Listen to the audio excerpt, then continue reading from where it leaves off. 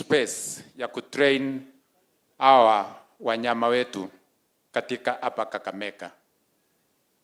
Tunaitumia Kakamega Forest, na kwa sababu tuna impress kazi ya kufanya kazi pamoja,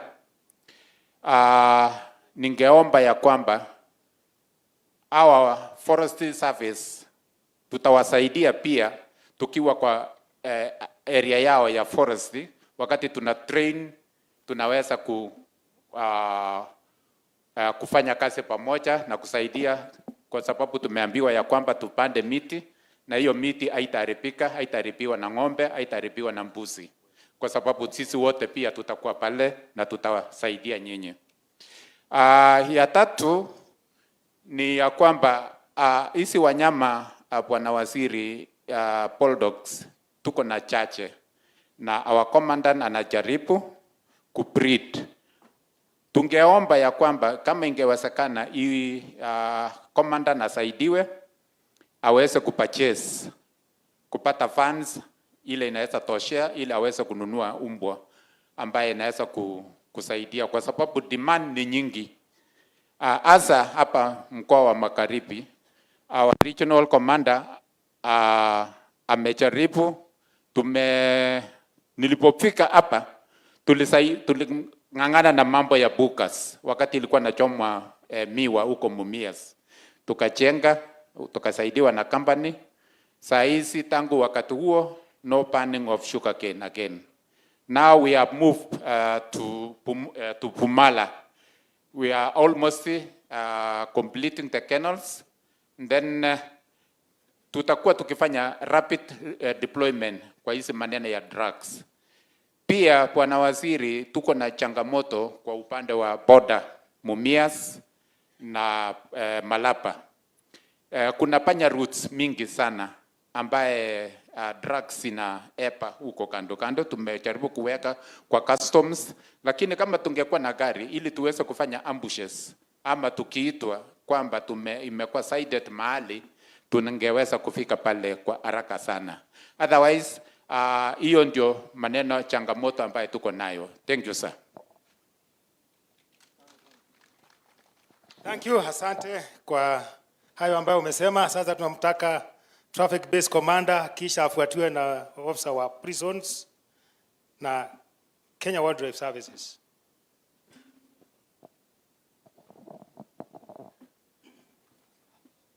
Well, our chief guest, Honorable Jukwaa Murkomen, our DIG, all protocols observed. I'm here, I'm Peter Maidia, base commander Kakamega, and I'm here to represent the Kakamega traffic fraternity.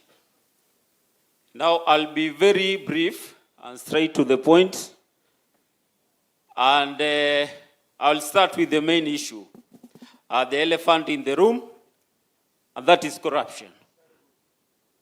Now, to start with, and to be very much straight to the point, on my own opinion, because here, no victimization, nothing. Corruption is a mindset. Before you come to blame officers, traffic officers, you blame the government, you blame the leaders, corruption is a mindset. And now so,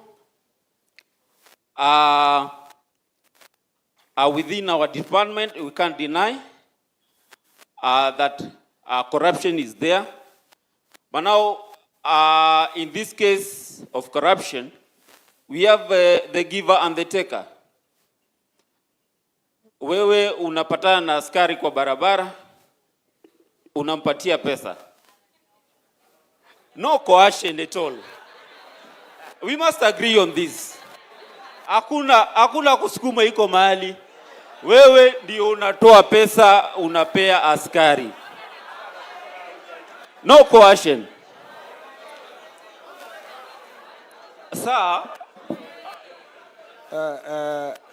Hey, saa yote mnapenda kuongelesha police officer. Sasa leo wacha waongeleshe nyinyi. Yeah. Endelea. Yes, sir. Endelea base commander. Yes, sir. So I'm 1 year as a base commander.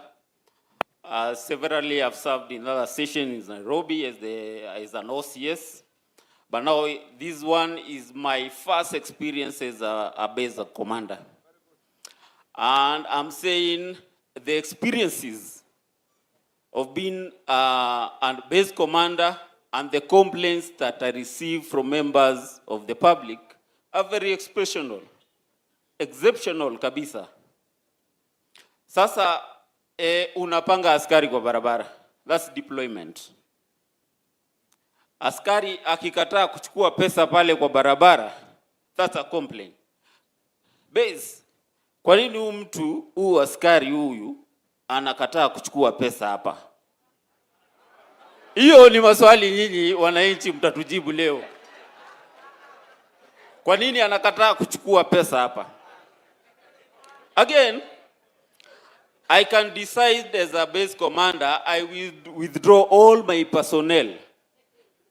Niwarudishe kwa ofisi, tufanye mambo ya case files, tuangalie hii ni fato, hii ni ya kotini, hii ni injury na non-injury.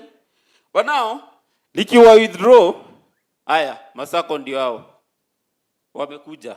Sasa, wananiuliza mbona leo hatuoni traffic officers kwa barabara? Hatuna usalama.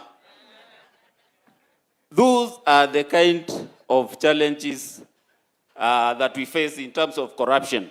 So, in terms of application of the law on the issue of corruption, inafaa kuwa a double-edged sword. The law is a double-edged sword.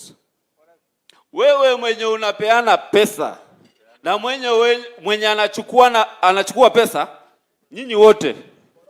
And now, sir, you must assist us in this. Because sisi tukiangalia kwa maruninga, tunaonanga polisi tu ndio anakimbizwa na EACC. Anashikwa. Na kuna mtu anapeana hapo. Na hajasukumwa na mtu apeane pesa. Kwa nini mnapeana pesa? So that's one point. Number 2, we have issues of mobility, no logistical support. For example, in Kakamega County, we don't have vehicles. Accidents zikifanyika, inakuwa ni taabu kufika kwa sina haraka kuokoa watu wameumia. Inakuwa ni issue kabisa. So we need vehicles. Another thing, we need office equipments. Hatuna computers. We want to be digital. We want printers, laptops, and etc. Again, with the officers we have on the ground, they need refresher courses and capacity building courses. On the same note, we have the Kisumu Kakamega Road, which is prone to accidents, especially in Makoko. We have Igu, Ilesi. We need a dual carriageway here in Kakamega to abstain those accidents that happen along that road. On the same note, Bwana CS, you must engage the Kena. We don't have markings. We have encroachments along the same road. Kiberenge, Kabarenge, Kahega, Matete, all those roads need markings.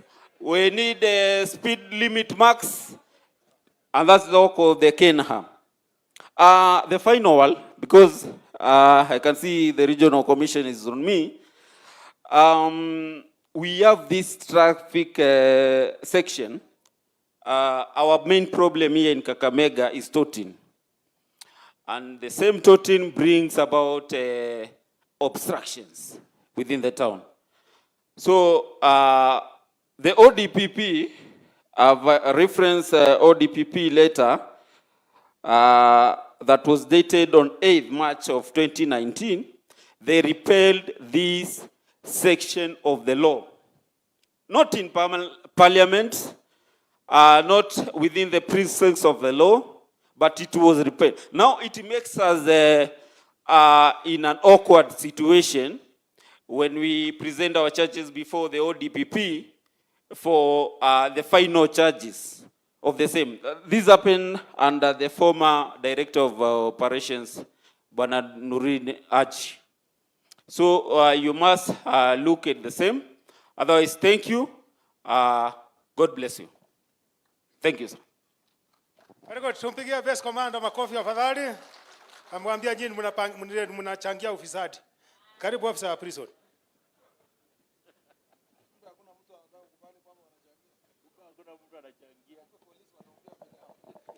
Thank you, sir. Our Cabinet Secretary, Interior and National Administration, our DIG, the governor of this county. I take this opportunity to welcome you all again and represent the prisons. We have a few highlights to make. My name is Chief Inspector Terence Ayodi, based at Kakamega Command. In prisons, I've heard many people talk about arresting and facilitating and doing that. The buck stops in prisons, and so prison must be an institution that is respected and that is supposed to be taken care of by the government so that we reduce the event of crime. And for prison officers, we wish to actually appreciate the government and thank His Excellency the President for first of all giving us house allowance and also helping us actualize our needs within the prisons. But I would like to say that we also need houses built within the prison installations so that security is available whenever need arises, during escapes and during uprisings that have happened here and there. Also, on the same note, on staff allowances, we have institutions around our county, like Shikusa Farm Prison, which is so near Kakamega. Is actually a difference of 7 kilometers or something, or thereabouts. Their house allowance is below what we earn here in town. I think they earn 5,500 while we earn 7,000 minimum. So I would like that the municipality expanded it to cover Lubao as well. Another one is also an appreciation to the government is staff uniforms. I want to take this opportunity to thank the government for facilitating us with uniforms. And we are very proud of our uniforms, our Cabinet Secretary, but we would like that the supply is consistent and that it is adequate for all serving officers. On salary increment, again, we thank the government for the support they've accorded all the officers. And I think due to exigencies within the service, we did not receive our increment this month, but we have communication from your office that all is well. On infrastructural development, our prisons are very old. The one here in this town was built in 1932. And you can imagine the building must be dilapidated and many other prisons within the government. I impress upon you, sir, our Interior Cabinet Secretary, to make a way of rehabilitating also our institutions to reflect rehabilitation that happens in those institutions. On mental health issues, many officers have ended up, committing suicide and many other atrocities.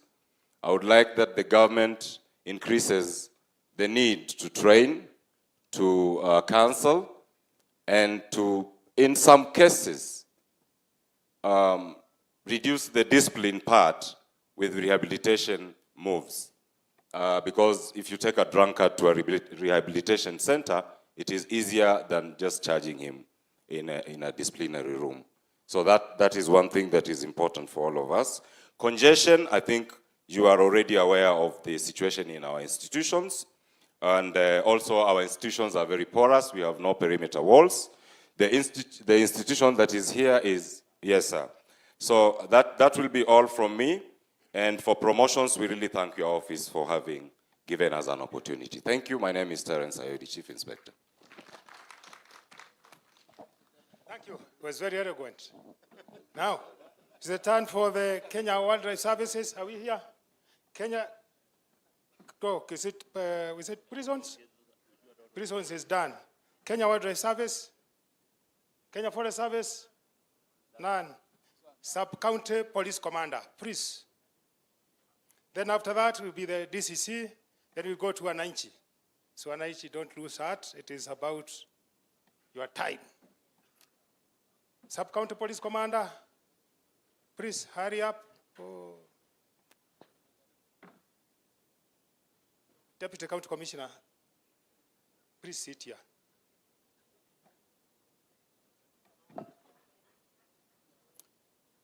Then as soon as we are done with the Deputy County Commissioner, we'll hear a representative from mining. That will be Patrick Rigami, then a farmer, John Mugani. Then there will be student leaders, Colin Sankare and Wilberforce. No, Colin's first, student leader. Let's queue here. Karibu.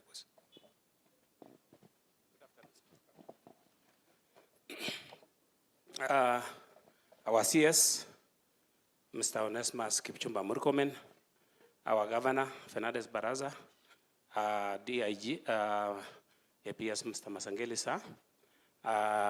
My name is Vincent Kiprono Cherutich, the Sub-County Commander, Kakamega Central, where we are. Nawaambia karibu, hata kama ni jioni, karibuni na karibu tena. Kuongea jioni inakuwa mengi yamepitiwa. Lakini sababu pia hapa ndio kwangu, utanisamea kidogo kama nitapitia moja mbili, but I'll try to be faster. Jangamoto kuu ambao tumeongea leo ni issue of the defilement and rape cases. Na wacha niseme kwamba hayo yote yanachangiwa sababu ya bangi na chang'aa and other issues. Na hii chang'aa kwa kweli itaisha when we have a multi-agency approach way of dealing with it. Story ya kulaumiana, tukae pamoja, tuone the way forward so that we can eye on this issue once and for all, turudi tuwe namba ya maana, sio kila saa tunaongea mambo ya chang'aa, tuongee maneno ya maendeleo. So we team up as a multi-agency group, tufanye kazi pamoja. Just let us support us on the issue of mobility, vile watu wamesema, na tutafanya kazi. Community policing imekuwa na changamoto sababu haina funding. Leo ukienda mkutano na DCC, huwa at least unaita members of the public, angalau uwapee maji, hamna. Wengine transport hamna. So sometimes ndio unaona community policing imekuwa challenge kuimplement fully. Police public relations si mbaya, we are doing well, sir. Yale tu information we receive, but as we speak now, enzile tulikuwa tunapata kitu inaitwa confidential cash kidogo, inabidi unaongea na informer, unaona anakufeed, unamtuma mahali anakupea feedback, na ilipotea. Mimi nilipata mwisho nikiwa Baragoi kama OCS, ilienda kabisa. Nauliza kama utasaidia irudi. Retraining of officers, capacity building, vile machifu wanaenda. I remember to retrain officers wale wali join from APS. And that is the main challenge of opening cases within the police stations that don't go far. Ukipelekea DPP, anakuuliza maswali kadhaa. Sorry to say, samani, sisi tulikuwa tunaambiwa kidogo, vile umetengeneza hii kesi, tafadhali enda rekebisha. Sasa hii DPP anakuambia, hii yako imemaliziwa, imeenda namna hiyo. So kindly, if we retrain these officers on issue of case file opening, warudi 3 months, hakuna kosi ya mwezi moja, ati italeta mtu aingie njia. That will help our officers to gain more skills and work with their fellows who have been here. Issue of gangs. Mimi nimekaa hapa kidogo.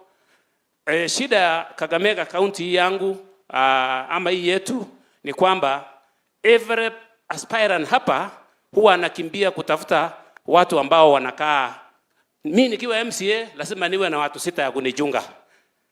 Nikiwa natafuta MP lazima niwe na watu 6. Na saa hao watu utrainiwa, wacha nikuambie ukweli, wanashikilia gari kuanzia Viika hapo kando mpaka Malava. Kwa nini unasema aspirants peke yake, useme wenye wako ofisi? Ninakuja hapo sasa. Okay. Sasa ninasema kuanzia aspirants na mbale wale wako. So unakuta on the mwishowe hao wakikosa kiti, hawa jamaa huenda wapi?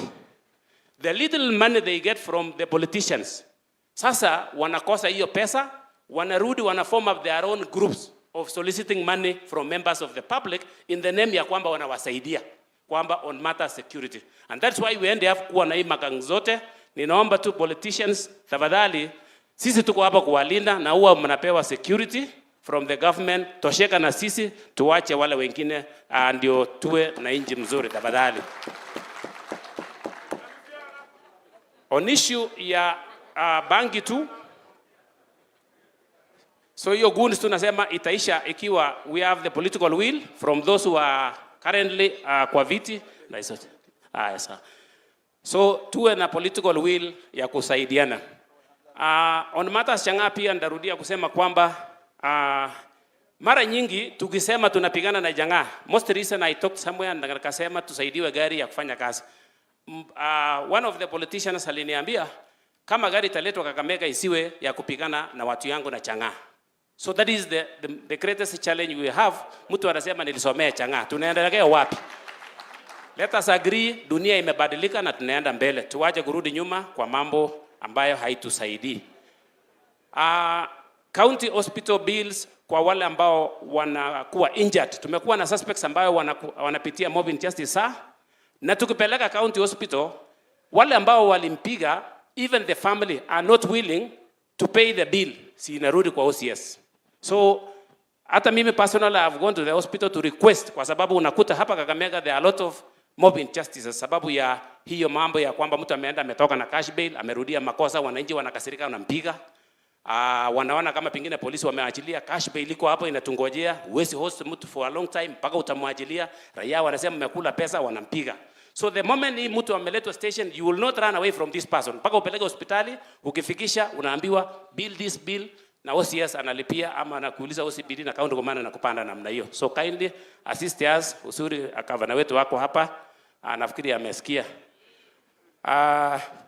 Nikimalizia tu, tunaomba, ilikuwa imesemwa kidogo, polisi wale wamekaa nje kidogo iko na changamoto. Now that we are part of the affordable housing, tunaomba tu we have good land within the police lines and police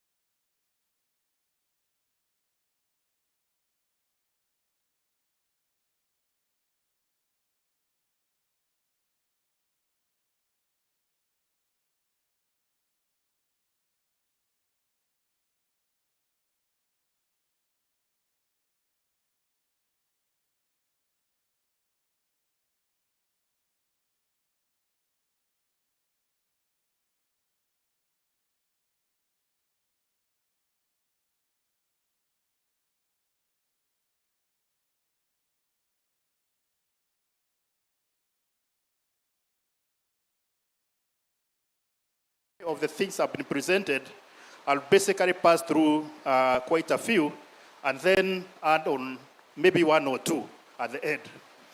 And number one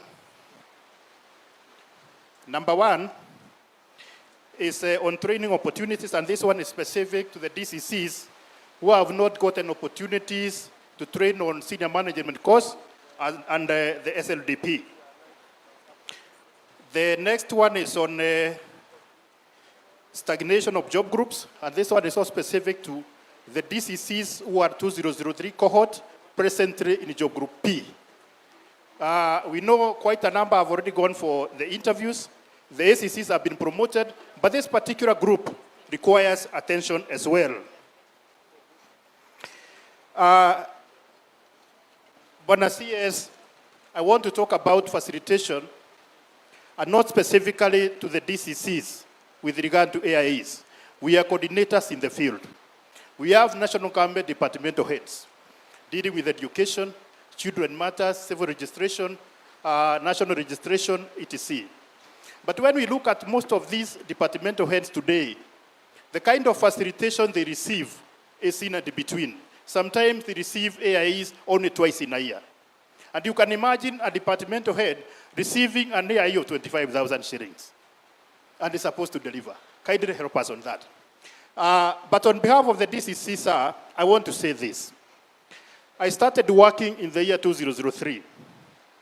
And in the financial year for 2003-004, the entire financial budget for this country was 240 billion.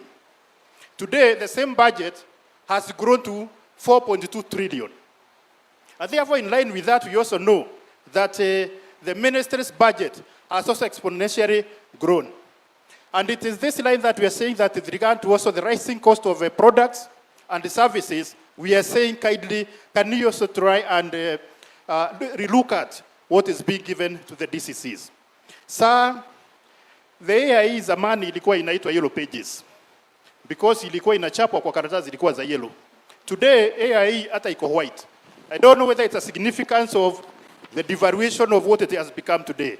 But kindly relook at it. Let us give the dignity and the grandeur of what used to be our office. Sir, again, I want to say this. In the year 2014, a cabinet secretary rose to the occasion and said that going forward, an assistant chief will be facilitated with the Kenya shillings 15,000. A chief will get Kenya shillings 30,000. That was for the first time. And I can assure you, CS, that cabinet secretary will always remain in our worst to date. Today, Bwana CS, you are sitting on the same pedestal where you can have a page. When the history of national administration will be written, you will have a chapter. If you rise today and say that 15,000 with regard to the rising national budget, 30,000 shillings for the chief, that unpredictable AIE for the DCC is going to be reviewed.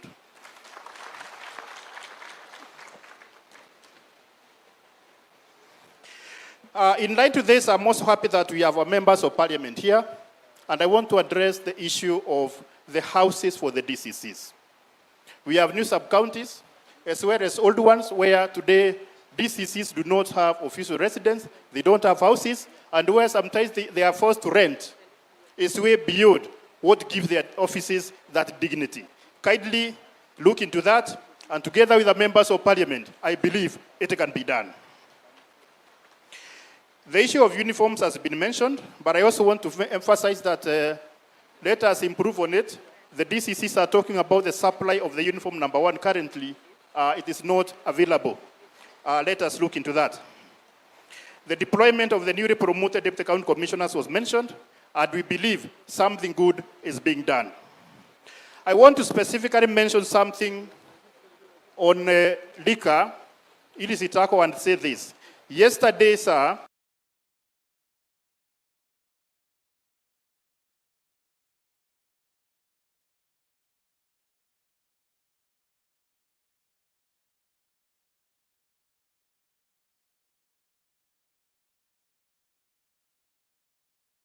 challenge of enforcement, and the root cause of this enforcement is actually at the start of licensing.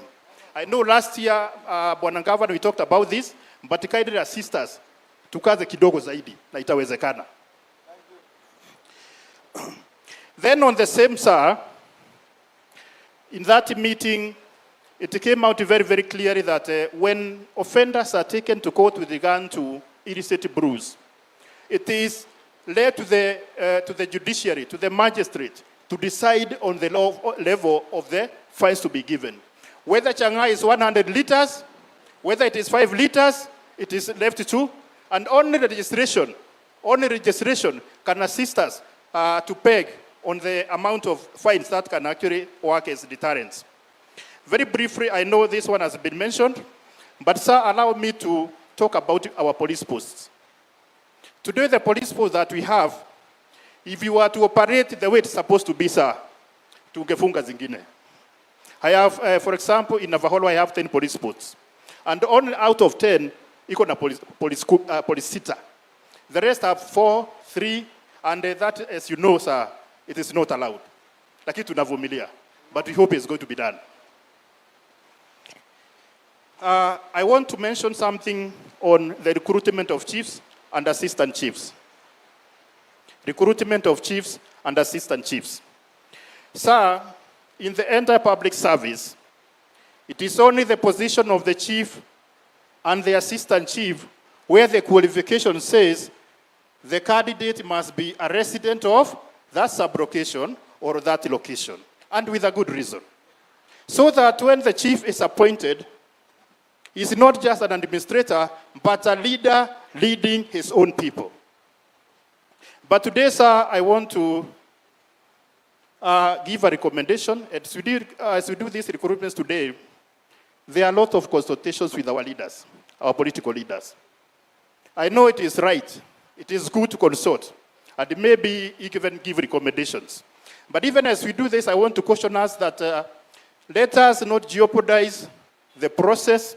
Let us not kill the principles of fair competition, the principle of appointment based on merit and suitability, so that we have the best chiefs that we can have for the community. Let us not sacrifice the communities at the altar of recruitment. Lastly, sir, I want to talk about retirement. Many of our officers, it doesn't matter how old you are, but one day they will come. At the present, the turnover for those retiring is quite high. And a while back, we used to talk about a medical scheme for those who are retiring. Somewhere, I don't know why it went silent, but we would urge that for those who are retiring, that scheme is something that we felt it could assist them when they go home, so that the same benefits they used to enjoy when they're in the service, they can proceed with. Finally, on the same retirement, sir, when an officer is due for retirement, 1 year before he retires, he's given a notice that retirement is coming. At about 1 month to, he's given the terminal leave. But when this officer goes for terminal leave, there is that aspect of gratuity. Na hii leave ya mwisho huwa tunasema ni ya kwenda kujipanga. Lakini ile gratuity sasa huwa haiko. Sasa swali ni nje, anaenda kujipanga na nini? So let us look at that pension department. A pensioner doesn't have to wait, or somebody who was retired does not have to wait for a year to get his benefits. Let us try and facilitate so that by the time they are going for their terminal leave, they have their money. By the time they have returned the first month, the conversion is, once the salary goes, the pension first month, ako na pesa yake. Thank you so much, sir. Finally, sir, let me say this on behalf of the DCCs. Unaona, kama tungekuwa na wakati tungekuzungumzia zaidi. And this is because today as we stand here, we feel that a network that had hitherto been broken is now successfully connected. We have connected with you. The energy is flowing, and that is why you're seeing that excitement. We are behind you.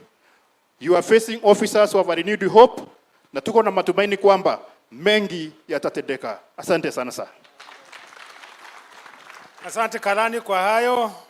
Nashukuru sana. Kwa ruhusa yako waziri, sasa ni wakati wa kuita members of the community, starting with a representative from the mining sector, one Patrick Rigami. He's not there. Oh, Rigami is here. Thank you. Karibu. Na pia tuseme kwa kifupi.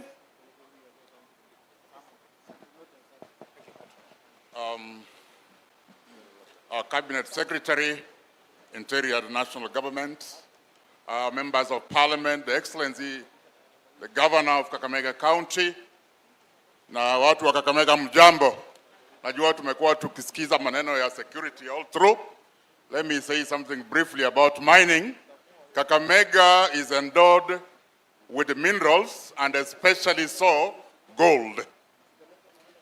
Maybe for some of us who may not understand, 1 gram of gold now is between 10,000 and 14,000 shillings. I'm talking about a gram. So in this county, we mine in 5 main sub-counties. We have about 200,000 direct miners, and when you go to the population they support, it's far much higher than that. From the security perspective, I want to put here one CS. Kakamega could be producing 100 kilos of gold every month. That's worth about 1.2 billion. And that gold is not benefiting this county because of the informal sector. Where is the problem? And that's how we need to come in very quickly. As a person in charge of the artisanal mining, I'm also the vice chairman nationally of all artisanal and small-scale miners, and again the chair of the County Association of Miners. We have a number of challenges which I think the national government should move with speed. We have done our level best to ensure that we are formalizing this sector. In this county, working together with our governor, we so far have 20 registered mining cooperatives. We have done all our paperwork, but as we talk now, since the enactment of the 2016 Mining Act, this country does not have a single mining permit. Recently, I visited Busia, that was last week, and I had been invited there, and we found the miners in Busia are processing our minerals across Kwajirani. Don't want to mention any particular country. They're also processing our gold across the boundaries. They are processing our gold across the Kenyan boundaries. So my appeal is one, let us fast track the formalization of this sector. We in Kakamega, as the small scale and artisanal miners, once the equipment are there, I'm sure our governor here will really be smiling. I'm saying this because out of those many kilos of gold we are getting, and this is why it becomes a security issue, because we are supposed to take care of the resources of this country. So out of those many kilos, Kakamega County received only 18,000 shillings in terms of royalties, out of the expected 1.2 billion. When you go back to the law, gold attracts a royalty of 3%. Bwana Cabinet Secretary, what that means, for every 100 kilograms, every 100 million shillings that you will make from gold, only 3 million shillings is what will go to the government as a royalty. And out of the 3 million shillings, it is subdivided 70% to the national government, 20% the county government, 10%.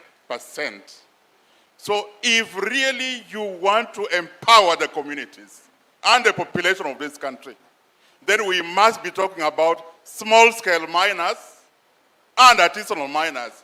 And that is why we need to get down and work more with the county governments, and especially more so we are what we call intergovernmental sector programs.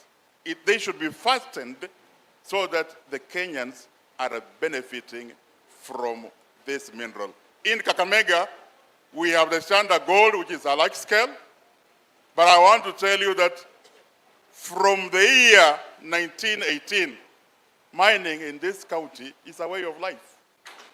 So if you came and turned things around and you push these people out of the market, then we are likely to have a lot of social strife. So whatever anybody is putting in place, I want us to impress the communities properly. Let's have structures in place that are not only in the government offices. Work with us.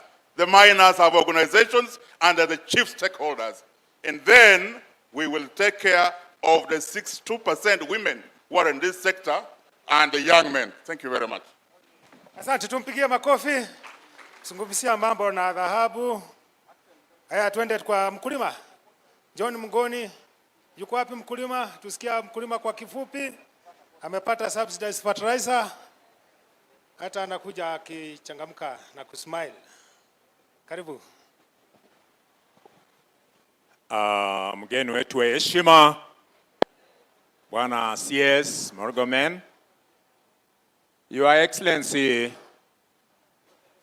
the Governor of this wonderful county, and all other guests present. Hamjambo wananchi. I would like to talk about sugarcane farming in Mumias and part of this county.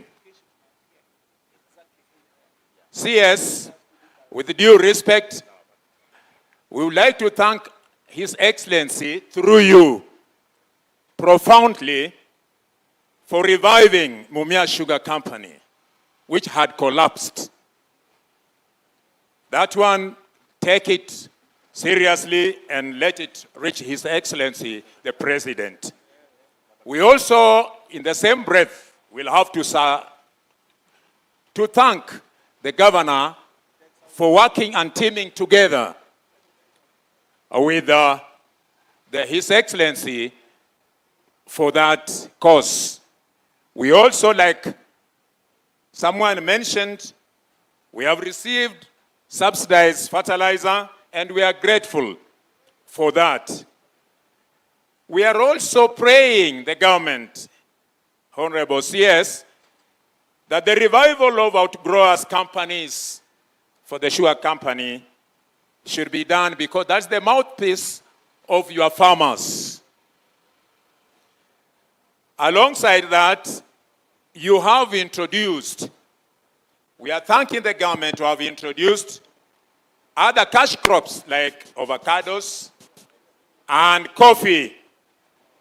We are so grateful. We are not forgetting the subsistence crops which are being assisted. More so with our governor, the maize, sweet potatoes, and beans. However, I would like to mention that what we are discussing today, the ministry that we are discussing today, CS, is the most important, because without security, no social activity can take place. Let us not cheat ourselves. It is very important that security is stabilized and your efforts are being felt, and we are so grateful. I was a bit amused because John Wesonga Mngoni speaking is actually one of the KAKOK members. KAKOK means County and Corruption Civilian Oversight Committee. When our Honorable Base Commander was accepting bribes, saying that when you are given a bribe, you must take. Why don't you refuse when you know it's wrong? Supposing it was poison, would you have taken to die? So I think we are not happy with such a remarks, and we hope that things will go right.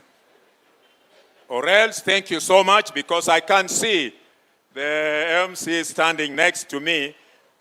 And we are grateful. If we get any other opportunity, I'm sure we have quite a lot to express as wananchi. Or else, thank you so much. And we are happy with what your security officers are doing. God bless you so much. Thank you. Tumpigie makofi mema. Makofi afadhali zaidi. Yeye ni mkulima na anaelewa jinsi ambavyo mambo yanaenda kwa nchi. Sasa wacha tusikize Gen Z. President Shemberere National Polytechnic. Karibu. Etwa Shamberere sio Shemberere. Karibu.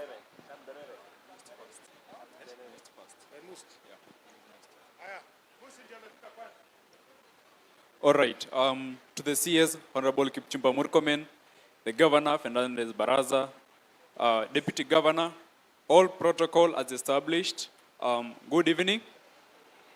I'm Colin Sankale Olelekutit. I'm the President for Masinde Muliro University of Science and Technology.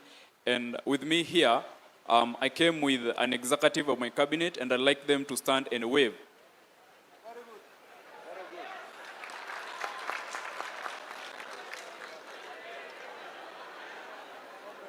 All right. To the CS, thank you for organizing such a platform that we've also incorporated student leaders so that we can be able to also highlight some of the issues that are affecting us in terms of security. And one of the issues that as students, Masinde Muliro University is composed of 30,000 students. And we've been facing issues with street lights. There are street lights that are dysfunctional.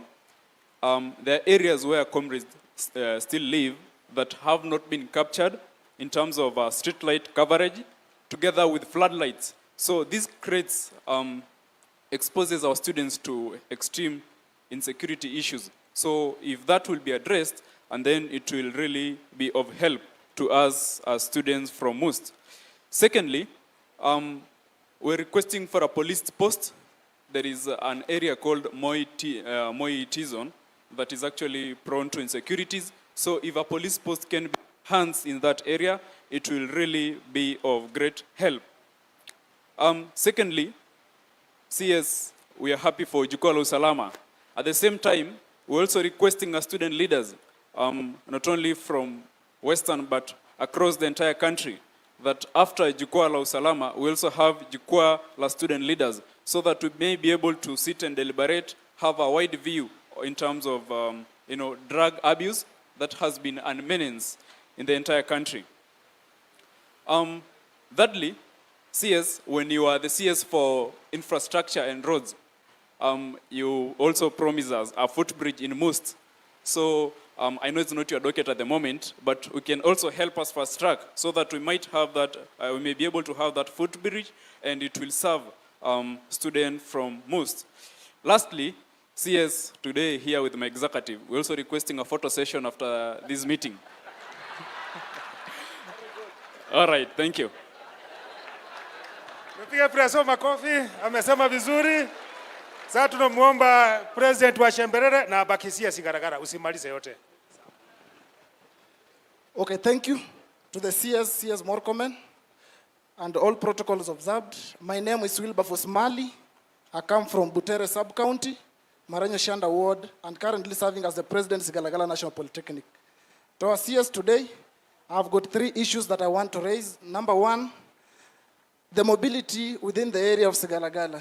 Please help these security officers with more vehicles, because with that population, we are unable to do enough patrols. Number 2, please, we need additional police officers within the Haega and Ikolomani police stations, because with a population of 18,000, 5 or 6 police officers to patrol all that area is unable to do that work. Number 4, we want CS, please deal with this, the issue we have got those police officers with rogue characters. Please, when they have done mistakes in the headquarters, they are dumped in the ground. So hatutaki hiyo mchezo ya kwamba polisi wamekosa kule juu tunaletewa ground, wanakuja kuendeleza unywaji wa pombe katika vituo. Another thing, today I'm happy because my member of parliament, that is Mr. Freddy, and the governor is around. Sigalagala has had many problems to do with the security. And please, I beseech you, we need street lights from Haega to Malinya and to Ikolomani police stations, because at around 7 p.m., students cannot walk around that area. They are being attacked too much. And lastly, from the Comrades Corner, our able governor, today is a chance I've met you.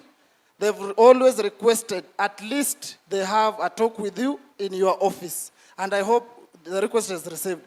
Lastly, I would like to request through the CS that we at least have a conversation with the county commissioner as student leaders within the Kakamega region so that we can discuss the issues affecting Kakamega County. Thank you. Asante sana President wa Shigaragara, sasa ni Sheberere. Karibu. Asante sana Bwana RC, to our CS, the Cabinet Secretary, Bwana Kipchumba Murkomen, our able Governor Kakamega County, FCPM Mheshimiwa Fernandez Baraza, who also happens to be my uncle, lakini anijui vizuri, lakini mimi nakujua vizuri.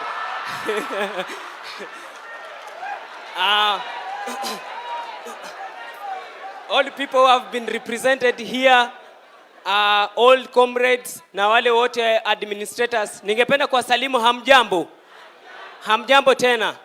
I'm Wabuti Jefferson and I'm the president Shamberere National Polytechnic. Bwana CS, I'm very glad to be here today to give a speech before you. And today unajua mimi I'm a comrade who ambaye huwa nikienda mahali nikipata an opportunity, I'll always first deal with these issues that are affecting comrades. The first thing, Mheshimiwa, you will conquer with me that Malava is the biggest constituency in the entire Kakamega County. Is the biggest constituency. Na hao polisi ambao wako huko ni wachache. Kwa hivyo sisi tungependa kukuomba kwa heshima kubwa, tafadhali Mheshimiwa Gavana na Mheshimiwa Kipchumba Murkomen, mtusaidie hapo kwa shule hata kama tutapata polisi mmoja to help us with the matters of security. We've been really crying with the issue of street lights from West Kenya to kambi ya Mwanza. Ukiangalia vitu mingi ambazo zinafanyika usiku. Kwa hivyo Mheshimiwa Murkomen, watu wa West Kenya tumewabembeleza sana. Tumekuwa na mkutano mpaka na RC and they promised us that they are going to set up street lights, but up to now they have not.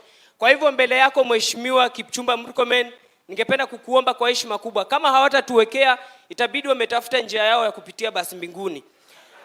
Nikimalizia Mheshimiwa Murkomen, mtusaidie, si ndio? That's why we are here today to deal with the matters. Juzi Mheshimiwa Murkomen, kule kambi ya Mwanza, hiyo soko haina leadership. There is no leadership into that hiyo soko. Unaweza pata mwanafunzi mmoja ako hapo na shida, but utaenda kuuliza nani? Like recently, one of our students was killed. Unajua lengo la mzazi akikupeleka shule, yeye anakuanga na matumaini ya kwamba mtoto wangu atatoka hapo na siku moja atakuwa mtu mkubwa katika nchi yetu ya Kenya.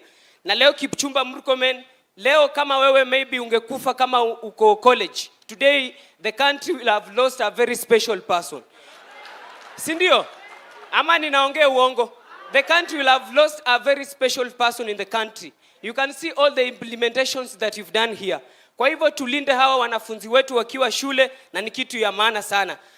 Kitu ya mwisho kabisa Mheshimiwa Kipchumba, hawa assistant chiefs na chiefs, the time wanapewa hiyo nafasi inakuwa as in, unaweza pata the post was vacant from tuseme January, but inafika up to December bado hawajaweka mtu. Kwa hivyo tunaomba ya kwamba, kwa sababu mimi huwa na work sana na hawa assistant chiefs, by the way, hawa ndo baridi huwa inanipiga na wao tukienda kuangalia matters ya security. Na kwa hivyo sasa, after tabling everybody's interest, now it is my time to table my own interest, Mheshimiwa. Ama namna gani? I just have 1 minute. Mheshimiwa Kipchumba Murkomen, I'm aspirant MCA kule East Wanga. Na mimi naamini Mwenyezi Mungu ya kwamba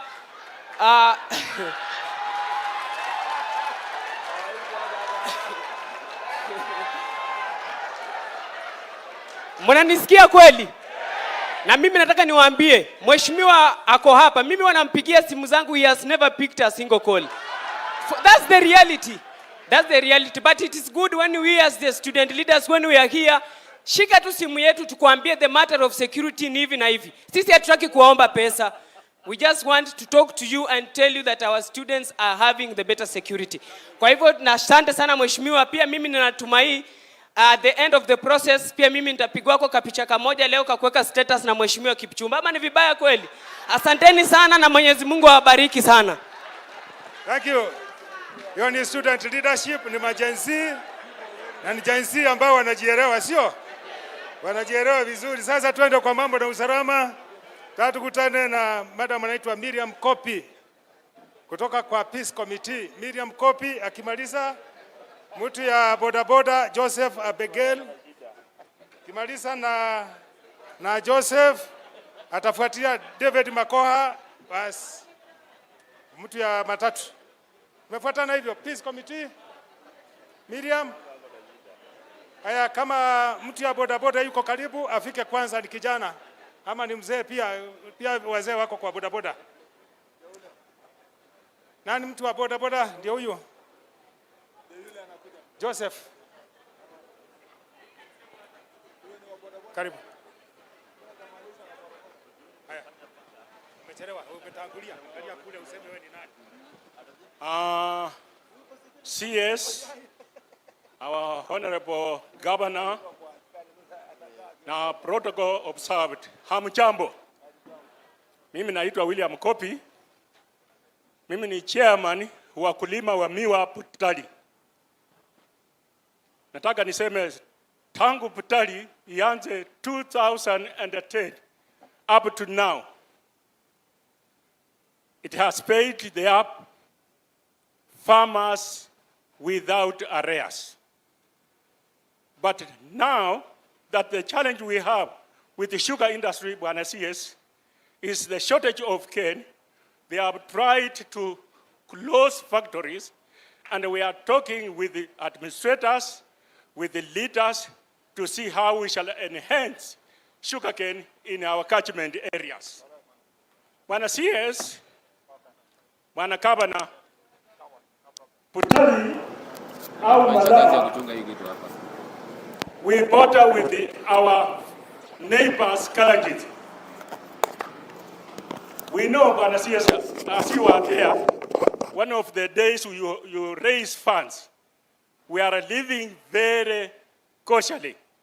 They are our friends. We have even asked that in the marriage between Luyas and Kalanjit, and up to now, the process is up to date.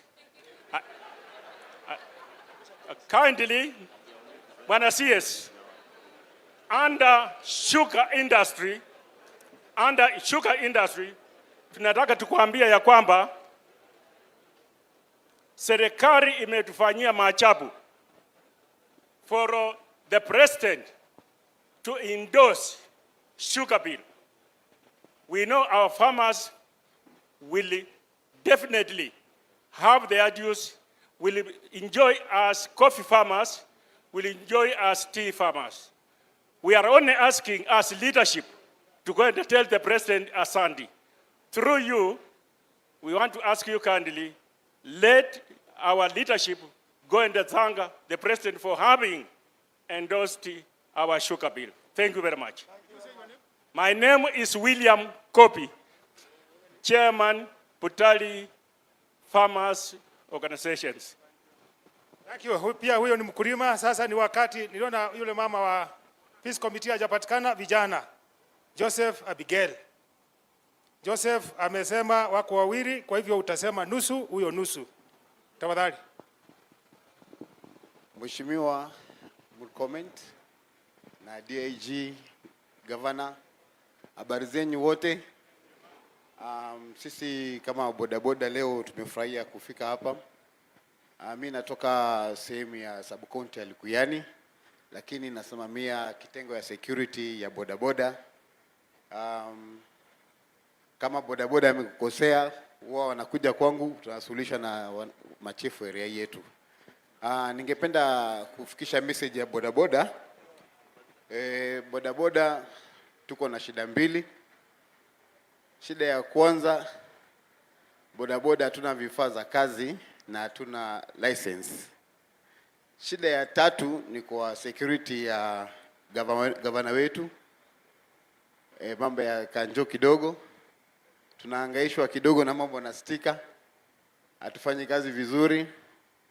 Na pia ningependa pia kuomba Mheshimiwa Murkomen, upande wa security wa bodaboda imekuja chini. Bodaboda tunasaidia watu wale ambao wanafanya kazi usiku. Unapata bodaboda ameuliwa kama 2 weeks ago. Sehemu ya sub-county ya Likuyani kuna bodaboda aliuliwa. I'm very much sure governor anajua hiyo.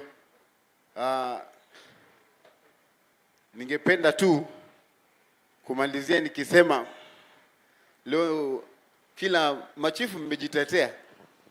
Kila mtu amejitetea, pa askari amejitetea, bodaboda naye pia mimi lazima nijitetee kidogo, si ni kweli? Hii sisi kwa siasa huwa nasemanga bedroom ya governor ni Likuyani. Governor usinisahau bwana, nitaenda transport ni yako leo nikirudi nyumbani. Asante.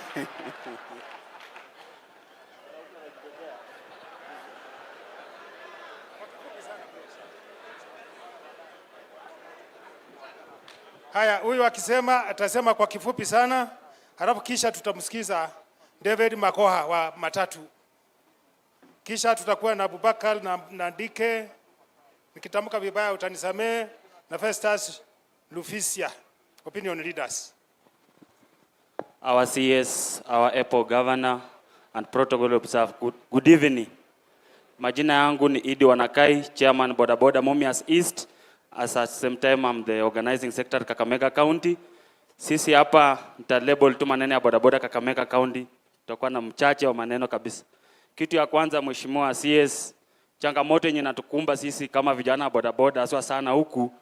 Juzi tulikuwa State House na Mheshimiwa Rais akatuambia kwamba mapipiki zimeshuka, zimefika 95,000 na zile za loan tunaweza chukulia na 9,500, lakini kwa sasa huko Kakamega County bado hazijafika. So naomba kwa ofisi yako kupitia kwako, najua utawakilisha hiyo ujumbe. Jambo lingine, mnajua vijana wetu wa bodaboda wanakujanga kuwa wezi kwa sababu ya jambo moja. Hizi tuko na kampuni zilikuja mingi sana. So sana kama mfano watu credit. Hiyo pikipiki ukijukua Mheshimiwa CS kwa siku unalipa shilingi 500. Unapata kijana anataka alipe mdosi hiyo shilingi 500, pia kwa wakati mwingine anataka apate chakula ya siku. Unapata kijana anafanya hadi usiku kulingana na hiyo hali, na hiyo pikipiki unalipa shilingi 1280 huko mbele. So unapata kijana bodaboda anafanya kazi hali anaingia kwa wizi ya kubeba ng'ombe, kondoo kwa njia kama hiyo. So kupitia kwa ofisi yako Mheshimiwa CS, najua kwamba hizi creditors ukiengage nao, najua atashukisha ushuru na tutachukua pikipiki kwa bei nafuu. Jambo lingine Mheshimiwa CS, kwa kupitia kwa ofisi ya mdosi hapa, tunaomba hao vijana wetu pia maneno ya NTSA nini whatever, uunde zile nini wanaweza tuelimisha kulingana na kazi zetu. Ambapo tukienda kwa barabara tunajua sheria za barabara tunavyoweza fanya kazi. Pia pale mashinani nitaomba tu our able governor pale mashinani ile maneno yenye ulikuwa umeanza maneno ya driving pia shikilia mkazo, au MC watu tuletee pale nyuma tulifanya, pia hii mwaka tunaomba utuletee, hao vijana watakuwa na idea ya kufanya kazi kwa barabara. Ni hayo tu na Mungu awabariki. Thank you very much.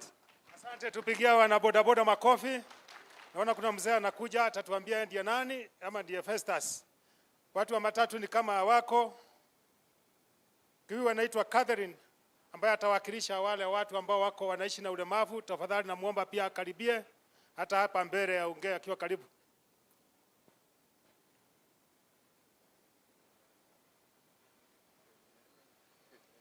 Asante sana Bwana CS, our governor, all protocols observed, na wananchi watukufu na administrators wote, hamjambo. Mimi naitwa Festus Lufisia. Mimi ni retired senior ACP police na nilikuwa provincial police officer. Niliretire nikiwa Rift Valley, na kitu nataka kusema Bwana CS, mimi niliretire 22 years ago. 22 years ago, niliretire 2003. Na kuja nyumbani nimesimamia mashule nini kusaidiana na wananchi. Sasa Matete pale ninatoka. Mimi ni PMC wa security. Mimi ndio nilianzisha police. Tulitafuta police station, nikafanya tukapata area, tukajenga hapo ka police post. Lakini tuko na shida kidogo.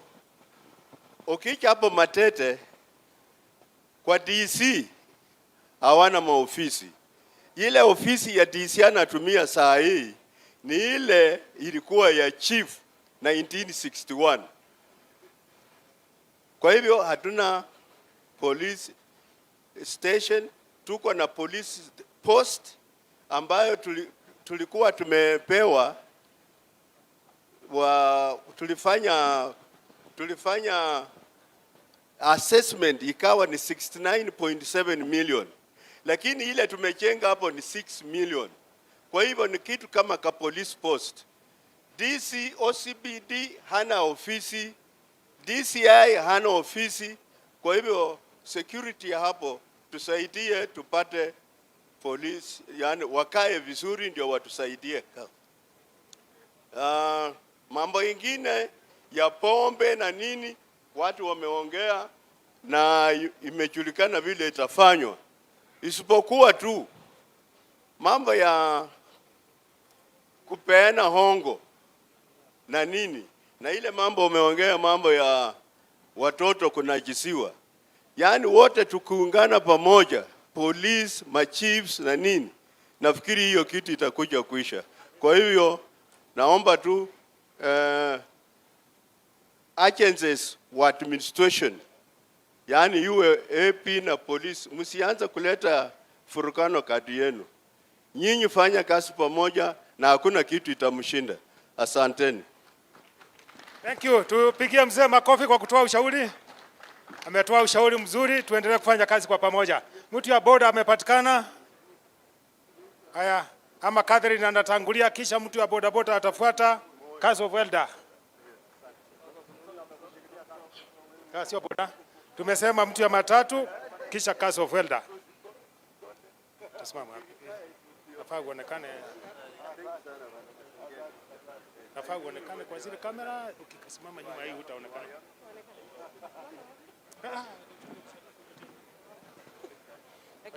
Nikikaa ndio nitaongea mingi vizuri. Nataka kuongea mingi kidogo. Your Excellency CS Murkomen, our Super Governor FCPA Fernandez Baraza, IGA and all protocol observed. Good afternoon. My name is Catherine Namai Shiundu. I come from Mumias East Sub-County. Isongo location, Isongo division, Isongo sub-location.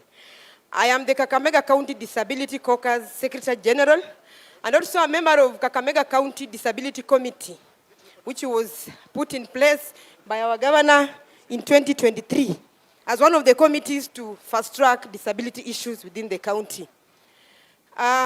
First and foremost, Super CS, mimi nitakuita Super CS, kwa sababu this is the first forum, the only forum I attended ya mwananchi discussion with leaders ilikuwa ile ya our Excellency the President Economic Forum, and this is now the second one. So you are taking into the footsteps of our Excellency, na najua ya kwamba utendakazi wako wa kazi utaonekana. Hii ni mwamko mpya, nashukuru sana.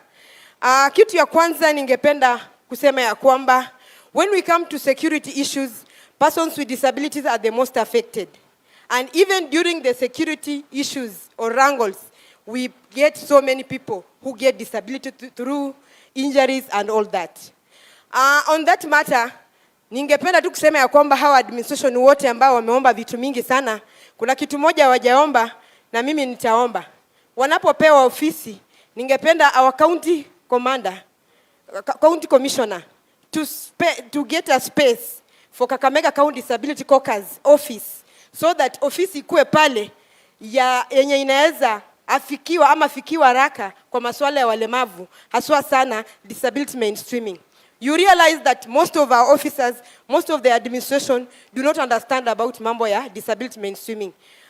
Na wale ambao wako, they have maybe just acquired a disability in line of duty. And also, sir, I've never seen assistant chief or a chief ambaye amepata kazi akiwa mlemavu.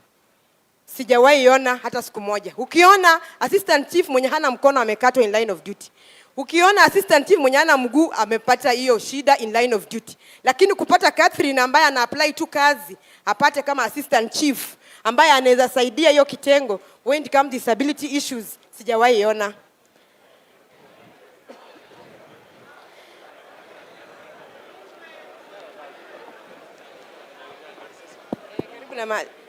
Karibu na maliza. Naona chiefs wanaongea. Kuna mtu?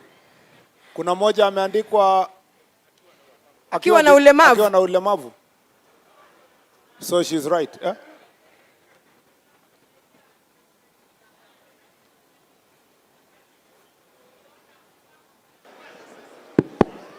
Yeah, that one is an ACC.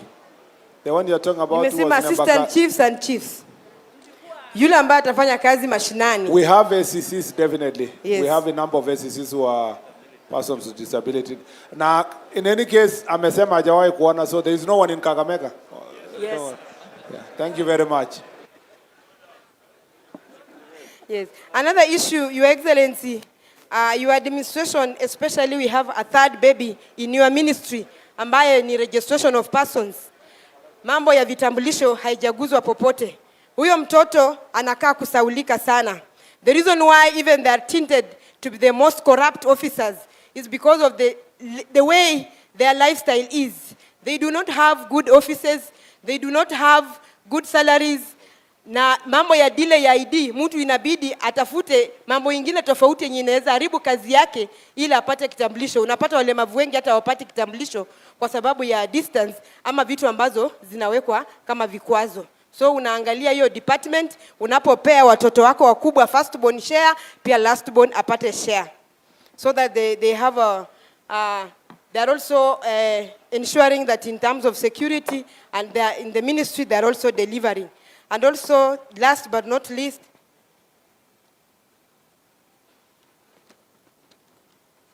Your Excellency,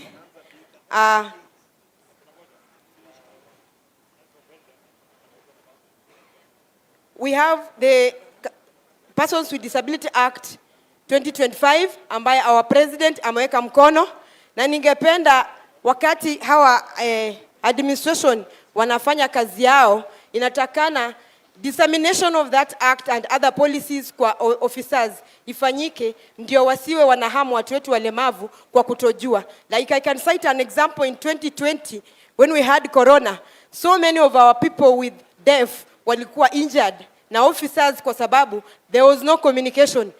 Wakati wa curfew mtu anaanza kupigwa, huyo deaf hajasikia ya kwamba kuna curfew, na huyo officer hajui ya kwamba mwenye ameangalia huku ni deaf, so wanaanza kumpiga. So two were injured, one from Yas East, another one from Kakamega Central, badly injured.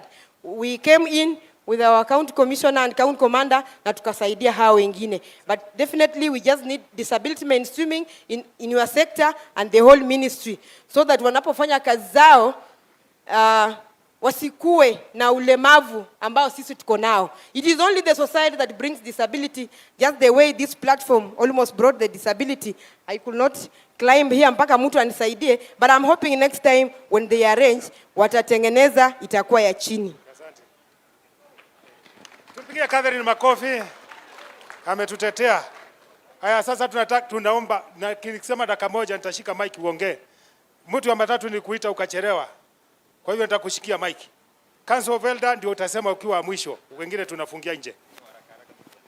Basi mgeni wetu wa leo, Waziri Kipchumba Murkomen, gavana wetu wa jimbo la Kakamega, His Excellency Fernandez Baraza, wabunge wote na MCAs, samjambo. Mimi kwa majina naitwa Ibrahim Kiverenge, nasimama hapa kama msemaji wa sekta ya matatu. Na bwana waziri, mambo yetu unajua ikuangi mengi sana. Sisi tunafanya kazi pamoja na polisi, lakini shida mali inatokea sisi na polisi ni wakati ambapo unapata wakati mwingine akishika gari Anaweza shika gari, kwa mfano imefanya obstruction. Huyo conductor ama dereva akipelekwa na hiyo gari, makosa yanaandikiwa huko kotini, unapata ni makosa karibu 14. Kwa hivyo hiyo maneno nafaa tuangalie, hata kama wewe ni binadamu, ukinishika na makosa moja, nipeleke tu na hiyo moja, ndio nisirudie tena. Lakini ukiniwekea makosa karibu 14, hapo utakuwa unatufinya. Jambo lingine mdosi, polisi pia ni binadamu. Ukipita pale kwa polisi yetu ya Kakamega, ni polisi kubwa sana, hata najua inashinda Central ya Nairobi. Lakini ukiangalia imeparara kabisa kama madansa wa Willy Paul. Kwa hivyo waziri, ukirudi kule Nairobi, ujaribu kuangalia pia hawa polisi wapakia hata kama ni rangi kidogo. Kwa hayo machache, pia sisi tuta request photo kidogo tukiondoka. Madansa wa Willy Paul. Parara kama mandazi, ukijana unaitwa. Mtu wa matatu. Naitwa pale. Sasa kwa cast holders naona wakiwa wawili, lakini mmoja wao ajichague akuja aseme. Just one of you, because time is not on our side. Please.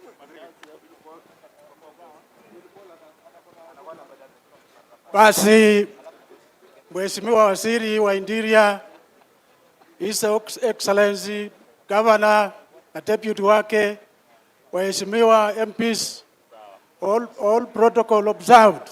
Amjambo tena. Mimi kwa majina naitwa Abubakar Nandikome, nikiwa chairman wa Council of Elders katika Navakholo. Kwanza, Mheshimiwa Waziri, nataka kurequest hii timu ya security ndio entry point ya serikali, kwa kila serikali ya Kenya. Kwa hivyo kila kitu naomba wapate protection.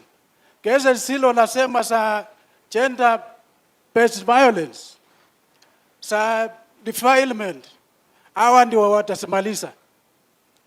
Kwanza nataka tu nikukumbushe, ingawa iko kando na hapa, maneno ilikuwa ya Northeastern, ile ya shifter. Watu wa chiefs huko walikuwa wamepewa bunduki. Wakati walienda kunyang'anywa bunduki, walinyang'anywa hadharani.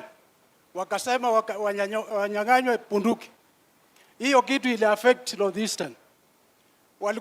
Chiefs walikuwa wamepewa bunduki, lakini wakaenda wakanyang'anywa. Hiyo ile affect Northeastern. Yale nilikuwa nasema, sisi kama nyinyi kama chiefs, Bwana Waziri, mimi nilikuwa retired senior chief. Ile kazi tulifanya, na nataka kushukuru ile kazi wanafanya. Najua wale wanafanya kazi mzuri, wamefanya kazi mzuri. Kwa hivyo maneno ya gender violence itaisha. Hiyo nataka kushukuru watu wangu wote. Mungu awabariki. Si tulisema mmoja wenu na ukaamua ni wewe. Haya. Ni wazee, tusiwa disappoint. Sawa, nenda uketi. Nimebaki ya huyu. Si ndio umesema asimame? Thank you very much. Bwana CS, now my governor, my MP, all protocol observed. Lazima ni mention my MP Honorable Wangwe. I just want to stress one thing, Bwana CS.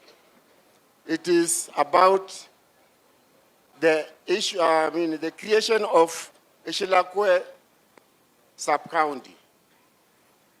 In her presentation, Madam Beverly said that we have 15 sub-counties in Kakamega, 15 sub-counties, and that Shilakwe, they had received a request for Shilakwe. When the deputy president came to Navakholo last year in November, we requested and he agreed that we were going to get a Shilakwe sub-county. We did not doubt him. We requested us to make public participation, which we did. Your Excellency, this is right at your doorstep. I have to take this opportunity to request you kindly on behalf of the people of Navakholo. I forgot my name. I said I'm Paul Etemesi. I'm the chairman of Butsotso Council of Elders. So on behalf of the Butsotso, on behalf of the community Navakholo, we would request very kindly that we be considered to be given Shilakwe sub-county to be the 15th sub-county in Kakamega. Thank you very much. Tupige kwa mzee wa Council of Elder makofi. Sasa ni nafasi yangu. Tumesema mengi zaidi, na communication is not complete without feedback. So naomba kila mmoja wetu asimame tumkaribisha waziri aweze kurespond kwa hizo issues ambazo tumelete. Karibu waziri. Haya, tufanye hivi.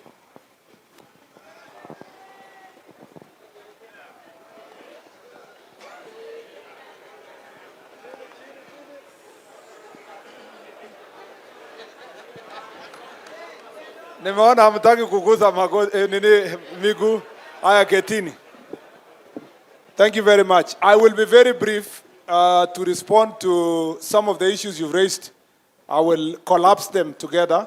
Ndio niite Mheshimiwa Speaker, alafu ataita Mheshimiwa tumalize. Actually this is, mimi naona mmetesa wabunge sana na waheshimiwa kusikia nyinyi the whole day. Lakini si wametesa nyinyi kila wakati. Mtu anafika funeral. Unaona watu wanafika funeral. Anakuja, ana whisper, anaambia MC niko na ingine, anasema anaenda.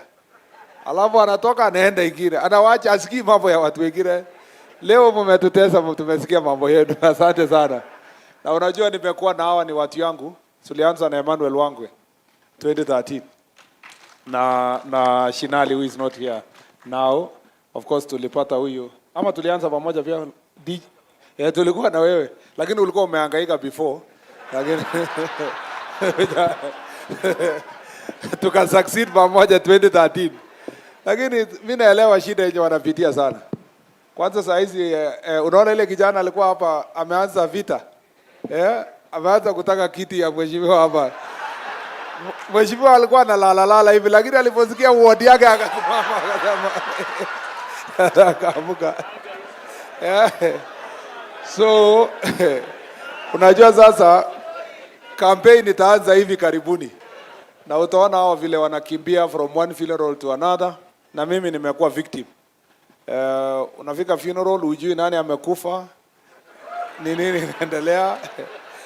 Na unafika hivi padre alikuwa amepewa tu, anaanza misa.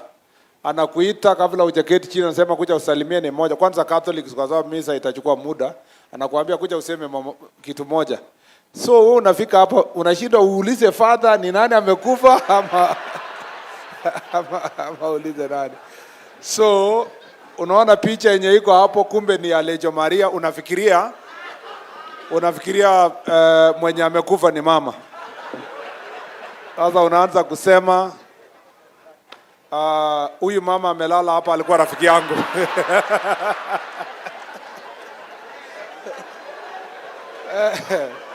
Unaambiwa hapana, nikamzee, unasema sorry, wrong funeral. Unasema pole, nimeconfuse, ni ile nilimetoka saa hii ndio inanichanganya. So kwa hivyo asanteni sana kwa ile muda tumekaa, na mimi napongeza viongozi wamekaa for all that time, na najua nitaharakisha ndio pia wao waseme machache. Kwanza kabisa nataka kusema, mmesema na as I said earlier, sikuwa na wapaka mafuta. You chiefs na assistant chiefs, you have made me very proud in your presentation kwa siku ya leo.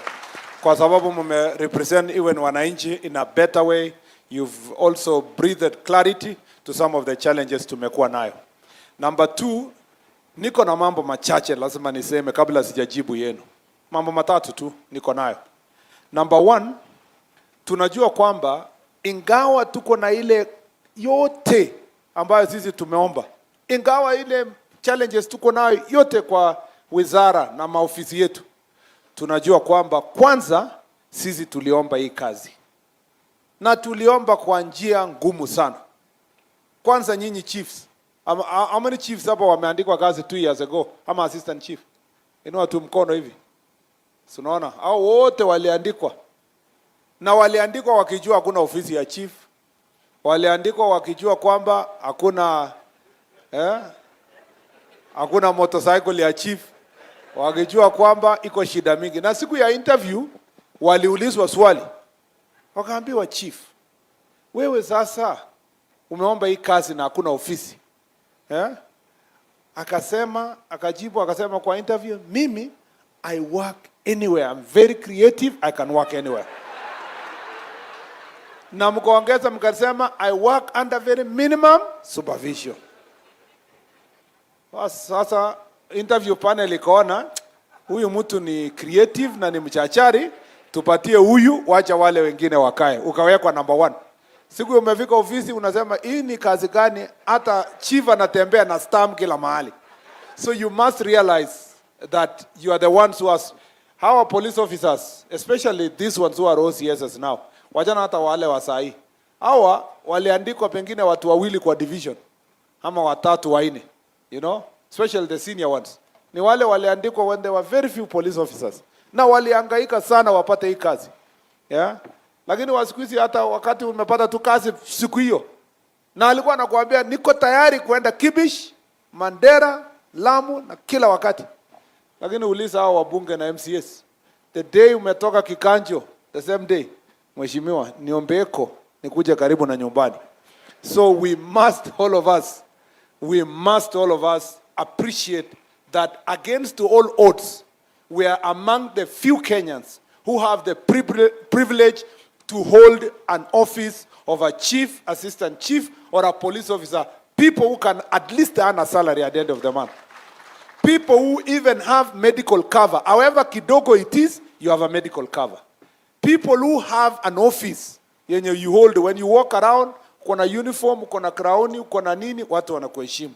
Na hiyo inakufungulia milango mengine. So you must appreciate that in the first place you are privileged. Therefore, take your job very diligently.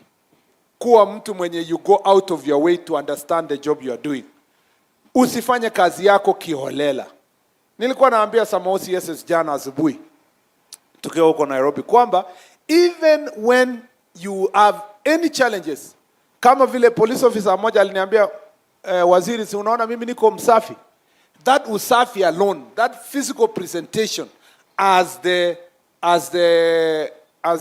OCS is extremely important because you are the leader, you are the face as a chief, as assistant chief. How you carry yourself, you know, assistant chief.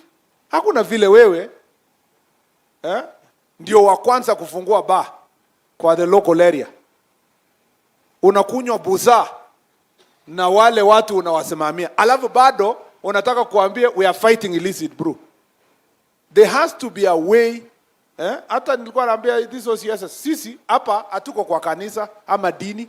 So you have a right kukunywa mambo yako yenye unakuwa bora ni illegal. But you have to organize yourself in a way that you are not one of those persons anapatikana amelala kwa mtaro hapo, umekunywa pombe, umefanya nini? Because you must lead, you must be the leader. You must be the one who is leading. You must be creative. Wewe ukikuja hapa kama OCS na useme hiyo area atujui kuna watu wabaya, watu wa area hii wanapenda sana kuvuta bangi, kwanza ukienda Munyore hapo, Wanyore hapa wanapenda bangi, ni kama ni kawaida yao. Ukikuja na hiyo mentality, you've come to that locality, you are not going to lead. You must be able to be diligent to understand what you are supposed to do. And you must ask yourself in life, you ask this job to make what difference? What will you be remembered for? Our chief was a man when I was in primary school, is remembered mpaka sahi in Embobut. You will think he's the only chief of Embobut. Because alikuwa mkali, alikuwa ananyorosha watu, alikuwa anapambana na pombe, aliforce. You remember there was no CDF, there was nothing. He forced the whole community kuenda kujenga shule. And so some of us who ended up going to school owe it to that chief. And his name is inscribed in history. And he is blessed because of what he did to the community. So you need to have something you want to do, a difference you want to make. I was telling some of the OCSs, you have come to a new community. Hakuna vile utakuja ujifungie police station. Enda kanisa, msikiti, enda arusi, tembelea watu, fanya nini. When you interact with your local community, these problems we are talking about and our relationship as police officer and the community will be sorted out. You must really take your job seriously. That is why I totally agree with your proposal that to make sure that we are able to respond to challenges of now, there must be continuous training of government officials, continuously. 2 days workshop, 3 days workshop, devolved kind of conferences, so that the OCSs can be meeting, interact. And I agree with the chief who spoke here, akasema, hata kukutana peke yake na kushare experiences yenye tunapitia, at least you realize it's not about you alone. Other people are going through, and they will share with you how else they have been able to deal with these issues. And in our recommendation, we will make sure that that is mainstreamed and becomes continuous, so that our officers are doing well. Number 2, seek knowledge, read, ask. Wacha kuwa mtu tu mwenye unakaa hivyo. Na mjue chief, hakuna chief ajui kitu. Usiwahi enda mkutano yenye chief yenye ujui kitu. Ati umeamushwa na raia kwa baraza ukasema mimi sijui. Aha. Umeangusha serikali. Chief anajua kila kitu. Kuna kitu chief ajui? Chief anajua. Chief hata anajua nani alilala wapi. Ukiuliza mtu chief, na bwana nani alikuwa hapa, anasema alikuwa mahali fulani mpaka saa 9, lakini alitokezea akakuja kulala kwake. Chief, si nyinyi ndio mnapeana kitambulisho? Ukiuliza chief, hii mtoto ni ya nani? Before aside, anakuambia hii mtoto ni ya Wafula. Lakini Barasa anafikirianga ni yake. So wacha tu mwandikie mwenye anaita ni yake. Sio ni ukweli? So chiefs being people who know, you know those things. You cannot let down your office. The community expects you. Now ukiulizwa swali na ujui, unasema there was some consultation that is still pending with Deputy County Commissioner. By next Barasa nitakuwa tumemaliza hiyo consultation. Yeah? Kama kuna subject inahusiana na SHA na nini na unajua ujaelewa vizuri, tembea. Ile kijana alikuwa mchachari hapa ama mwingine hapo, unamwambia kijana kuja hapa. Umekuwa ukitaka kuongea na watu sana. Unafika Barasa unaambia watu, kabla sijasema mambo mengi yenye niko nayo, kuna kijana mwingine hapa ama msomi mwingine ama daktari, kuna maneno kidogo aliniomba nafasi. Na wewe umemwambia nyorosha 30 minutes. Wakati anaongea wewe unaandika notes. Unaandika notes. Na wale wengine ukisimama unaambia watu mumeelewa, anasema ndio. Naambia niko na maneno mengine hata kupita ya huyo, lakini siku nyingine. By that time umejifunza, umesonga mbele. So you must be creative. Yeah? Must be creative. You must lead.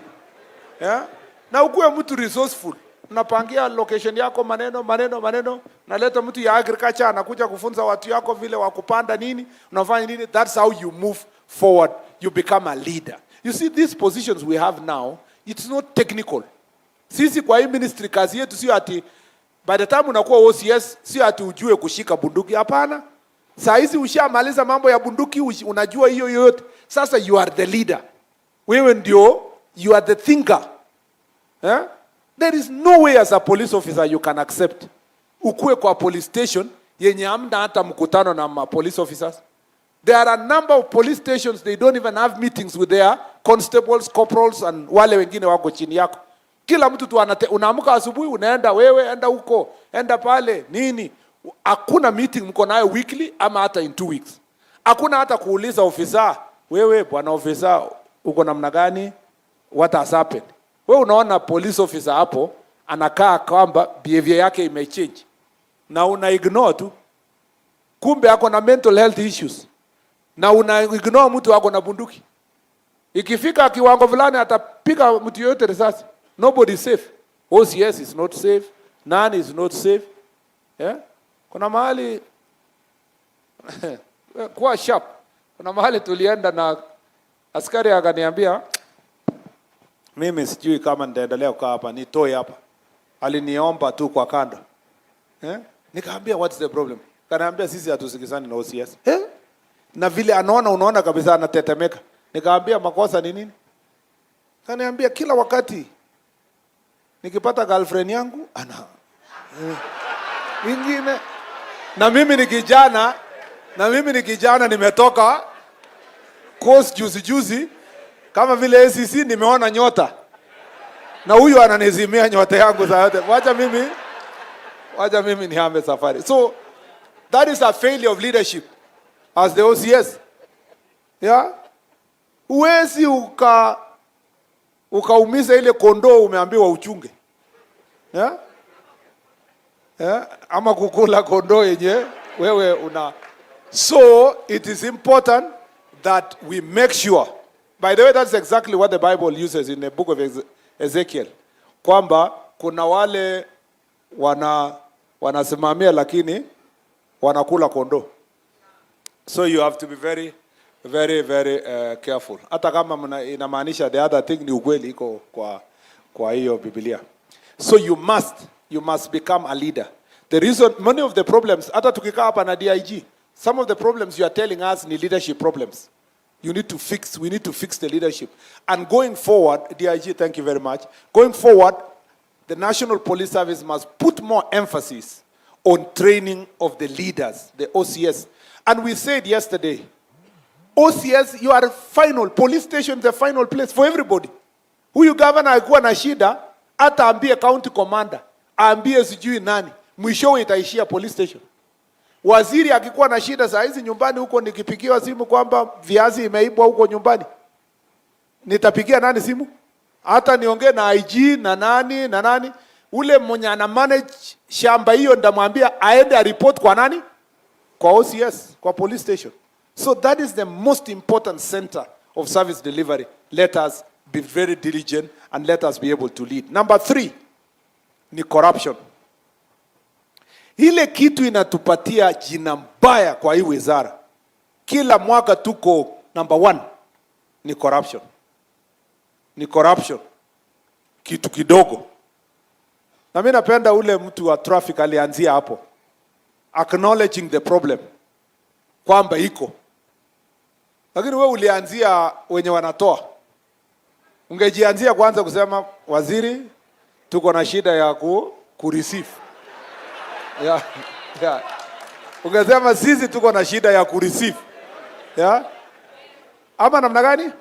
So we have a problem. We have a problem in generally kitu kidogo, mtu ameenda kureport, mtu anataka investigation, mtu anafanya nini, sisi tunachukua pesa kidogo na tunanyang'anya wananchi pesa yao. Wewe mtoto ya mwenyewe amepewa pikipiki na investor, akaambiwa hii ni pikipiki yangu, give me 500 per day, whatever is on top is yours. What is on top is 100 shillings kwake.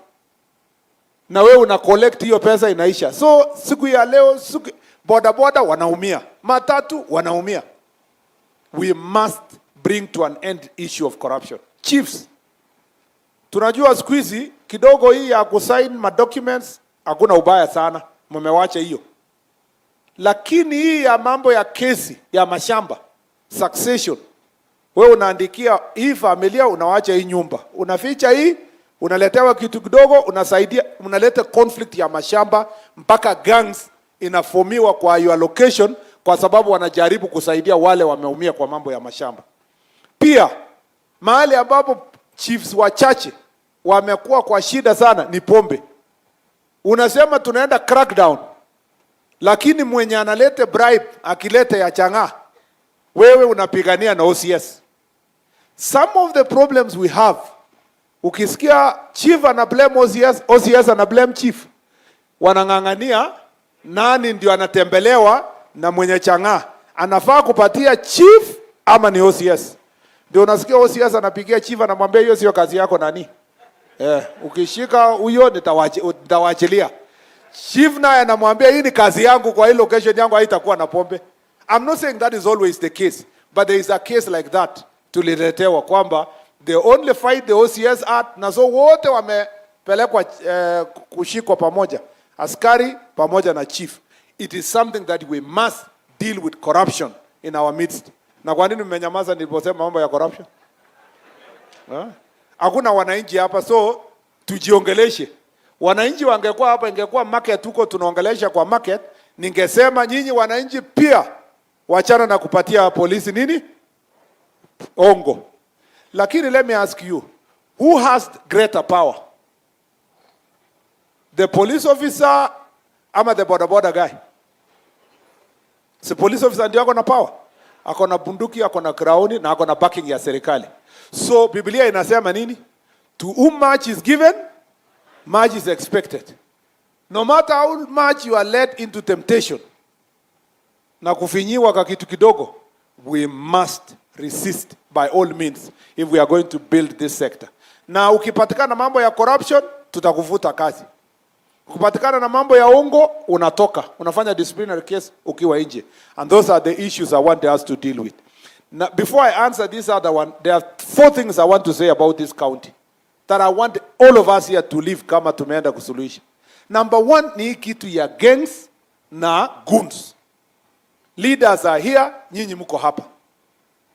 Nimeambiwa kwamba hii Kakamega kila mtu ako na bouncers na ina move inakuwa goons na kidogo ina mutate inakuwa gangs. And there is a police officer who properly described where the problem is. Ule sub-county police commander.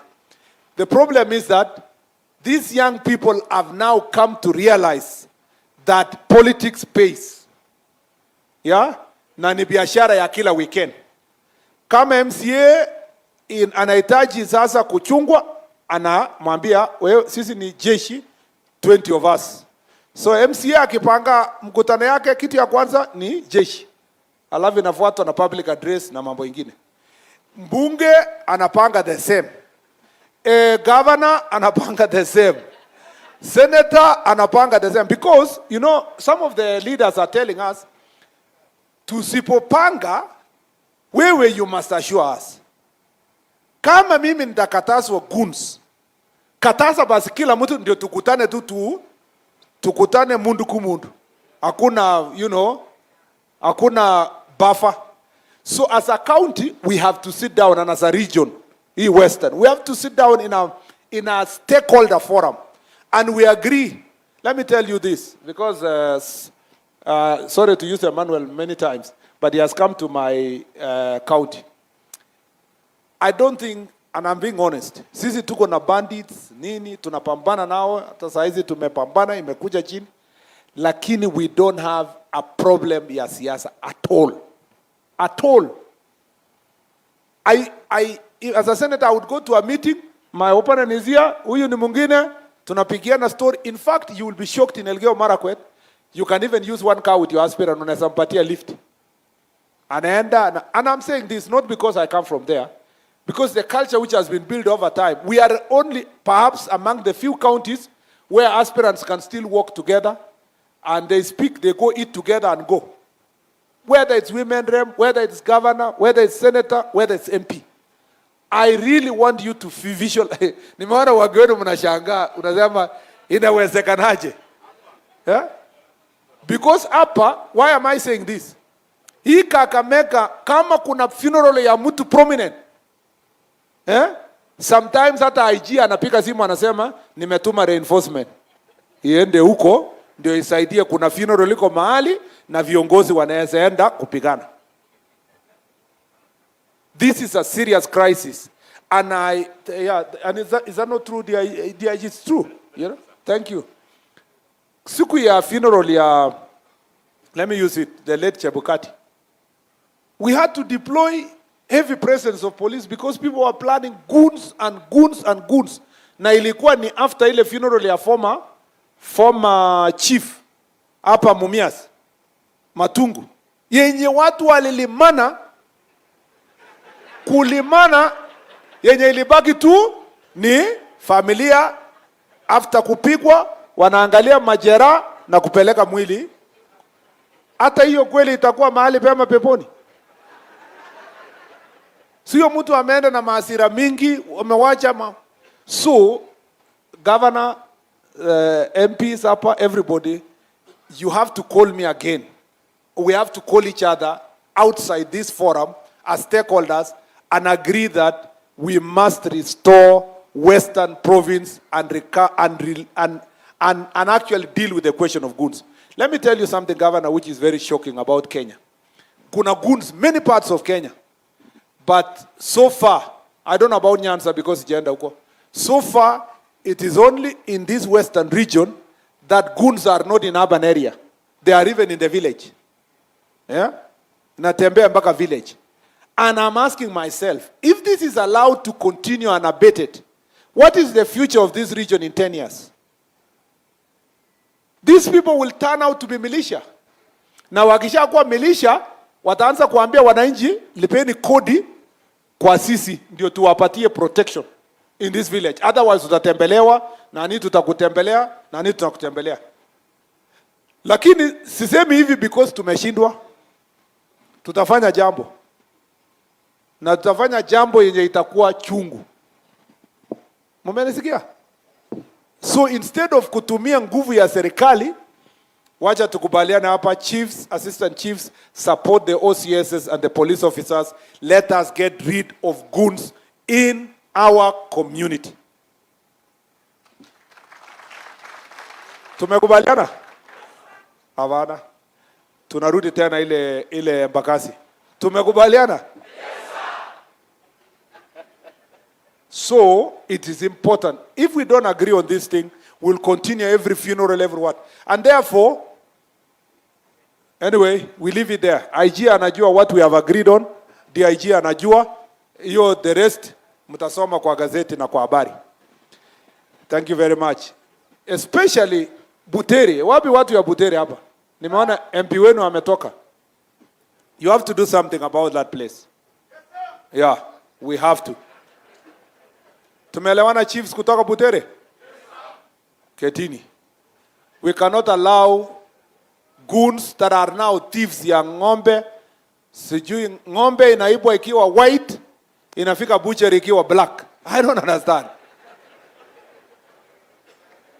We have to do something about that. Butere sisi tunajua tu, Butere yenye sisi tunajua ni ya Martin Shikuku. Sisi hatujui ya goons na nini na nini. Number 2, we must deal kabisa decisively with the question of Chang'aa.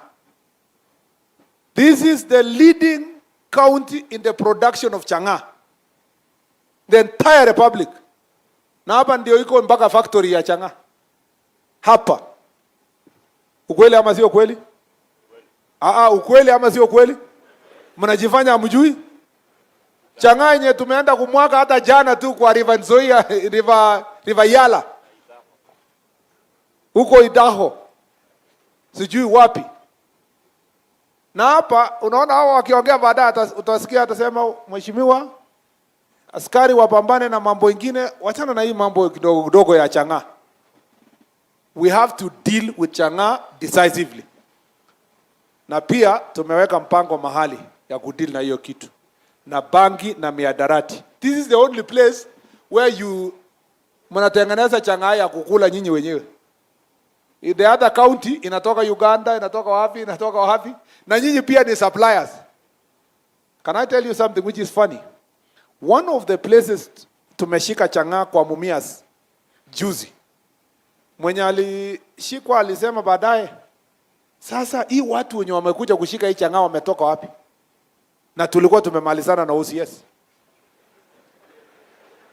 Because unajua hiyo timu imetoka mahali, wasema na OCS aliambiwa hii maneno kweli, hii watu wametoka wapi? Na huyo jamaa akasema tumeletewa hasara sana. Akaulizwa kwa nini? So unajua of course intelligence people wametuma watu. Akaulizwa kwa nini? Hati kwa sababu nilikuwa nimepata order ya kupeleka Malava campaign. Nilipata order from some politician ilikuwa ni ya kupeleka campaign. Malava. We have a problem. We have a problem. And we have to face this problem. Sijui kama order yako ni nani hapa. I don't think you could. Lazima ni aspirants kutoka huko. Tumekubaliana? I'm telling you, this Mumias is Kakamega is extremely important for our country. We cannot allow pombe na miadarati iendeleze. Ya tatu, ni kuna mambo mengi lakini nataka kusema tatu tu. Ni defilement. Let us agree, all of us. I like the attitude of the DCI guy. Ule aliongea hapa. Where is he? Ndio ule, ako nyuma. That is the attitude. Mmeniambia nimetoka Mombasa juzi, tumejua where the problem is, we will deal with it. Thank you very much. That is the attitude and that is the direction. We must do everything to save our children from defilement. Na hakuna kitu ya kumaliza sijui ADR, sijui baraza, chiefs, assistant chiefs. We must be able to deal with this issue with finality. Now let me respond to your questions in another 10 minutes. Yeah, all the issues you've raised. Number one, raise issues ya welfare. Mambo ya welfare ni mingi hapa. I understand the challenges you are saying, but some of them we have addressed. Mambo ile ya promotions, tumekubaliana nayo.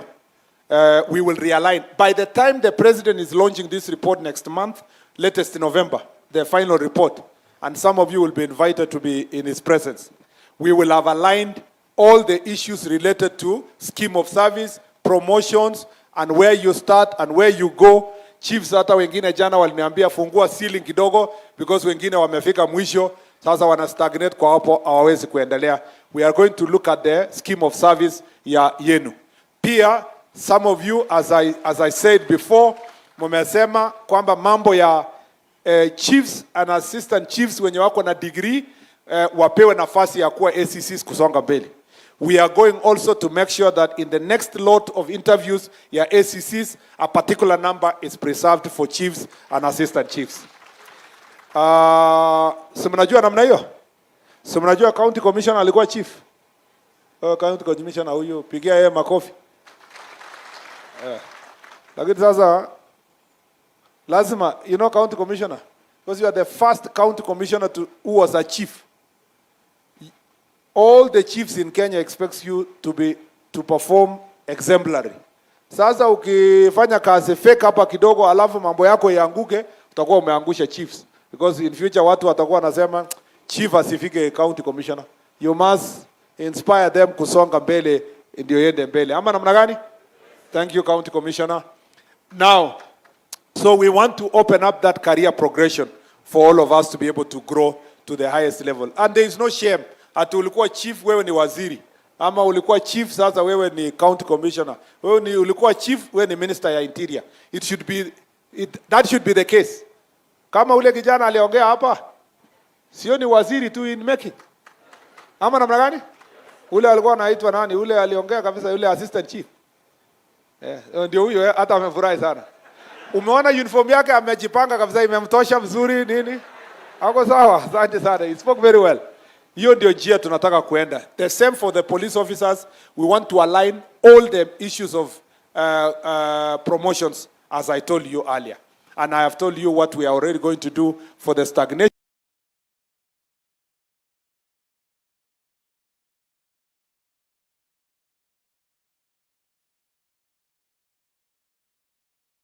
Because of their strength and so forth.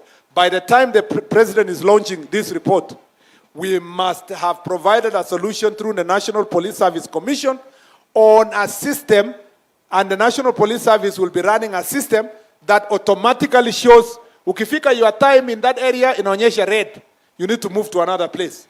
If you are in an operation area, you need to move. And officers, and we must train the OCSs, wale ni walevi, wale ni indisciplined, we carry out those disciplinary actions. Hakuna haja kutoa mtu indiscipline from one place to another. Wale wako addicted, wapelekwe kwa rehabilitation, you know. And so the transfers will be organized. That is the same to ACCs, DCCs, county commissioners. We want to make sure that the transfers are properly aligned. I agree with Madam ACC. Alisema transfers should happen at the end of the year, you know.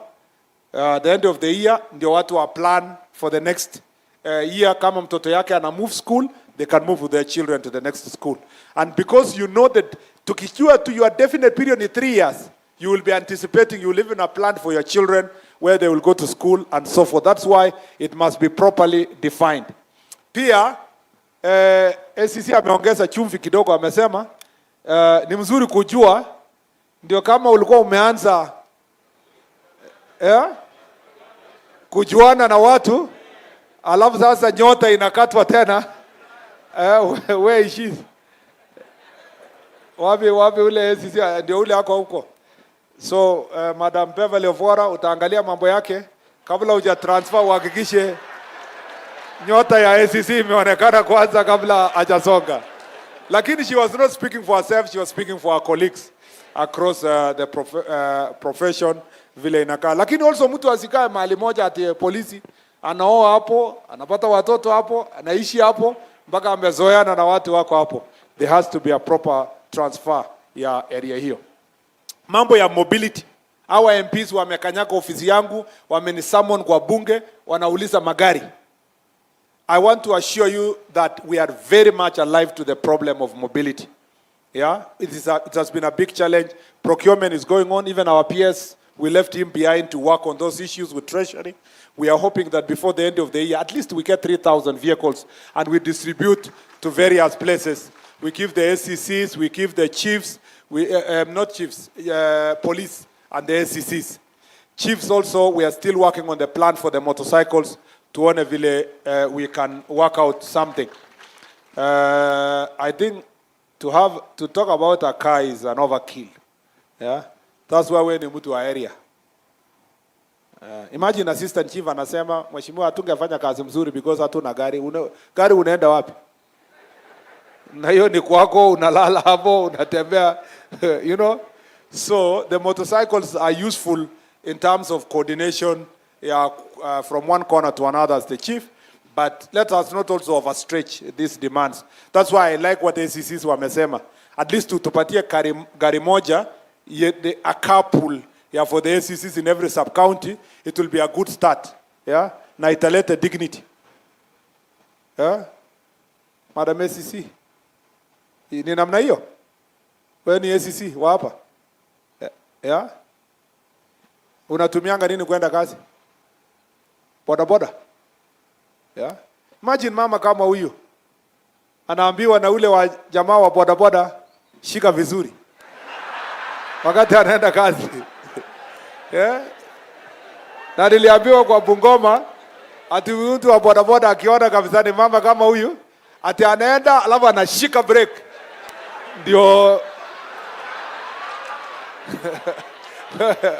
wejikalie. Yeah? Yo ni ungwana kweli? Ndio wakutane hapana. So we want to maintain and protect the dignity of the office of the ACC. Kwa sababu most of them wanafanya kazi kwa boda. Niliambiwa kwa huko Makweni. Ama ilikuwa Kitui, I think Makweni. Kwamba ACC moja alisema alikuwa anaenda job. Mtu wa motorbike amempeleka kwa mbio. Mkutano ilipokuwa karibu hivi, anataka kuonyesha watu in style vile yeye ndio kuleta serikali. Hata sasa wakati amekuja hivi akainua motorbike, ACC akaanguka, kofia ikaroll, hata mtu akashout kwa mtu anasema serikali imeanguka. So we have to find a way, yeah, of making sure that these mobility issues are sorted, and we are doing the procurement. Want to see how best we can sort this issue across. That goes together with also your offices. Mambo ya offices zenu. Construction of offices is also ongoing. Police stations are very old, they are dilapidated. That is also something that we are working on. But mimi naomba tu kitu moja wabunge wetu hapa. Mimi, as Kipchumba mimi ni supporter number 1 ya mambo ya CDF, NGCDF. The reason is only simple. When I came to Parliament, we were still doing some arambes for some schools. But because of the work that NGCDF has done, I have never seen an arambe in my entire county ati ya kujenga shule. So we have made good progress kwa upande wa education. I really want us to work with members of Parliament to see how NGCDF can help build police stations na kutusaidia kujenga offices ya chief na assistant chiefs ambaye itatusaidia kusonga mbele. Na for areas that have been built, I agree, we will do something to make sure that it's operationalized. Also, operationalization of administrative units. Again, nimeitwa bunge mara mingi kwa sababu ya hiyo. I want to promise you that we got a small budget, but I'm still asking for an enhancement. We need about, was it 2.5 or 1.5? Yeah, 258 million to tulipewa, but we need about 2 billion shillings to operationalize all of them in the country. And that's a big challenge for us. and we will work together to see progressively. Kwa ile pesa kidogo tumepata, tutafanya affirmative action. Tuone vile sort this issue with our various counties. And I can see the challenge that is in upper this county. That includes also opening up of offices. Nimetangaza tayari kwamba birth certificates na death certificates iko tu na offices 7 ya civil registration. And I have said, but before the end of the year, we should add another 4, and then tumalize by early next year, so that all the constituencies are properly covered. Mambo ya village elders, tulimaliza public participation. I did the CAB memo. I will present in the cabinet, and soon we will have direction on how to deal with village elders kusonga mbele, mambo yao ya kushughulikia kwenda mbele. Kwa hivyo, I think I have captured most of the things. Nimesahau nini?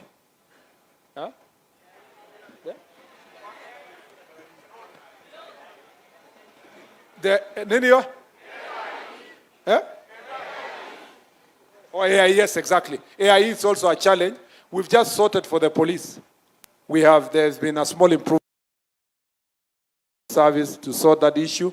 And also the police stations that were not getting, about 500, were properly gazetted. There is only remaining, was it 100 or so in Yemebaki, and that will be sorted. Also, the AIE for the Ngao will be sorted. That is one of the issues we want to sit down. Thank you, DIG. That's one of the areas we want to sort kwa hiyo. There is a request here, one sub-county, Nanini. We are going to work out on that one because it requires certain... Kama to operationalize here from 2017, we don't want also to make more promises without clarity on by when.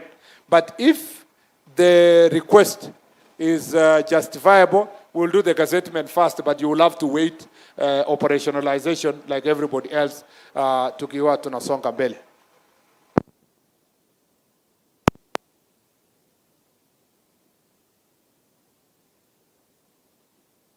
The public address. So on the question of,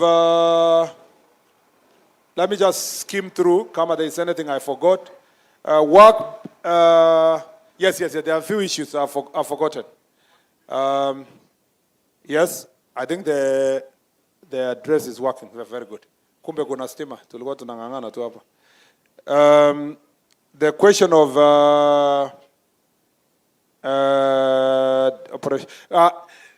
operationalization of Ngapu is waiting just the recruitment we are going to have, so that we have a greater strength. Then we redeploy more officers to come and work with you as Ngapu.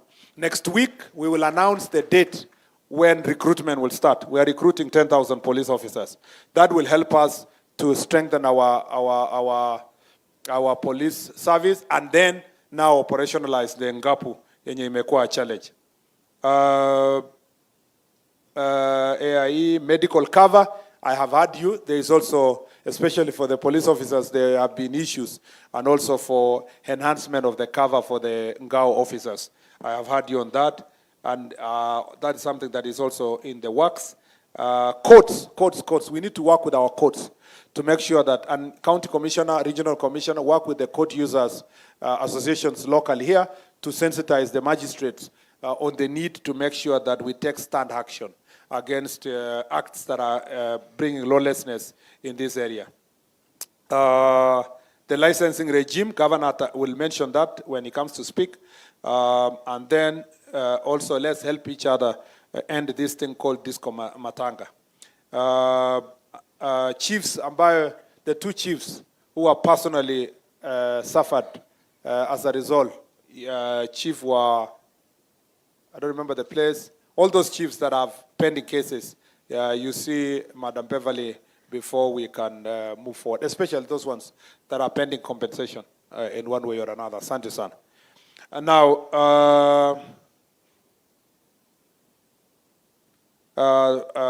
transfers, training, continuous training, extraneous allowance, I've heard you. Uniform. Uniform is being worked out, okay, for everybody. For the first time since independence, chief anachukua uniform yake kwa county sasa. Thanks to Jukwaa la Usalama. So when I launched it in Nairobi, the uniforms have been brought. I have said that everybody sasa apewe uniform yake na apimwe yenye inamtosha. Si namna hiyo? Hatutaki uniform yenye niliona niliona jamaa mwingine huko. Chief mwingine huko Kitui. Amekuja, naona kweli ni mwanaume, lakini nashindwa kwa nini amevaa marinda. Kumbe longi ni kubwa, sasa haiwezi ona katikati penye menini yote tu inatembea. So nikauliza chief, honestly, hii ni style ama nini? Akaniambia bana, nimeenda hapo Embakasi nikarushiwa kwa dirisha. Nikamwambia mimi hii sio size yangu, nikaambiwa jipange mbele. Akaniambia kabla hajakutana na fundi, nikaambiwa waziri amekuja. So nikasema wacha nivae ile mpya ndio nimekuta nayo hapa sasa. So watu wapimwe, wapate uniform vizuri. The same to the police, you are going to have your good uniform. I actually had something for the first time. Where was that? Was it Kajiado ama? Where did we hear this? I don't remember. A maternity dress. Was it? No, Trans Nzoia. There is a place. See, you guys of communication, no, it was where? Huh? It was Muranga, yeah. No. It was Nyandarua. It was Kirinyaga. Now I remember. I think it was Kirinyaga. In Kirinyaga is where Chief alisema, waziri uniform tunapewa, hakuna hata wakati ukikuwa expectant, hakuna maternity dress. Nini ufanyikanga when the police officer is expectant? Huh? What happens? What happens, madam? Because ninaona watu wananienjoy kwa social media, wacha nijue leo. What usually happens? Anavaa civilian. Anafanya tu kazi akiwa na civilian. Yeah? Sasa huwezi tofautisha na kwa nini? Because we cannot get blue maternity dress ya police. Tangu mwanzo hatujawahi kuwa na uniform free dress. That's why when tukiwa hivyo, samani tulikuwa tuna apply for a free dress. Civilian dress ambaye ni free, ambaye unatembea vizuri, mtoto anacheza ndani. It has never happened before. It has never happened before that we have a uniform free dress. It has never happened. So is it something we should do? It will be good. Yeah, okay. Yes, sir. Na wewe metosha. Thank you, sir. ACC wewe. What usually happens, Madam ACC? We normally have our civilians, hakuna uniform. Hakuna uniform? Yes, sir. Ukipewa maternity dress utakuwa sawa? Utakuwa sawa. Kama hiyo brown hiyo ndio ukikuja kabisa unakuja proudly baraza. Si ni namna hiyo?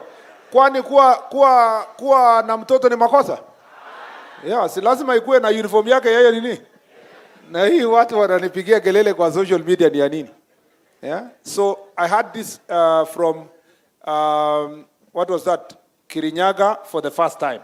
And I am happy to note that the IG has told me that the next uniform ya polisi na hii yenye inatengenezwa for you officers wa ngao, it will include maternity dress. I can't wait to see police officers kama wamevaa uniform yao kwa maternity dress. I'll be very happy. Wale wananipigia kelele, I'll be the happiest man to see them. Because I was asking myself what usually happens in that situation. Tumsifu Yesu Kristo. Asante sana. Veterans Bill will sort out some of those issues for retired police officers. And I've also heard from the Ngao team that we need to think through what happens to pension. Pension has become a really very thorny issue for public servants. And that's an area that we will continue pushing to see how best we can do. Housing, nimekubaliana, Rais ametangaza, ametupatia 17,000 houses for police officers, which will be built in police stations. And that will be rolled out accordingly. And also 25,000 for the prisons. So all the prisons, because they have more land, we can see what can be done. Recruitment of chiefs, pension, artisanal mining, mambo ya Mumias, nitapeana accordingly. Street lighting, governor ako hapa, police kwa university. I have directed that wherever there is a college or a university or an institution, the student leaders and the student community should be included in the sub-county security team. So they should be invited to come once in a while to brief on matters of sub-county security team. Because can you imagine shule kama Sigalagala, uyende ujenge in a new place. Alafu, there is an influx of 20,000 students at once. That changes the demographics of that society. And there is need for security, particularly issues of drugs and also insecurity among new students that are coming, especially when they are reporting for the first time. These issues, I'm going to deal with them. Student asking for a meeting, we are going to have that meeting, I agree. But also there is a directive already from our ministry for the county commissioner to organize these meetings with student leaders.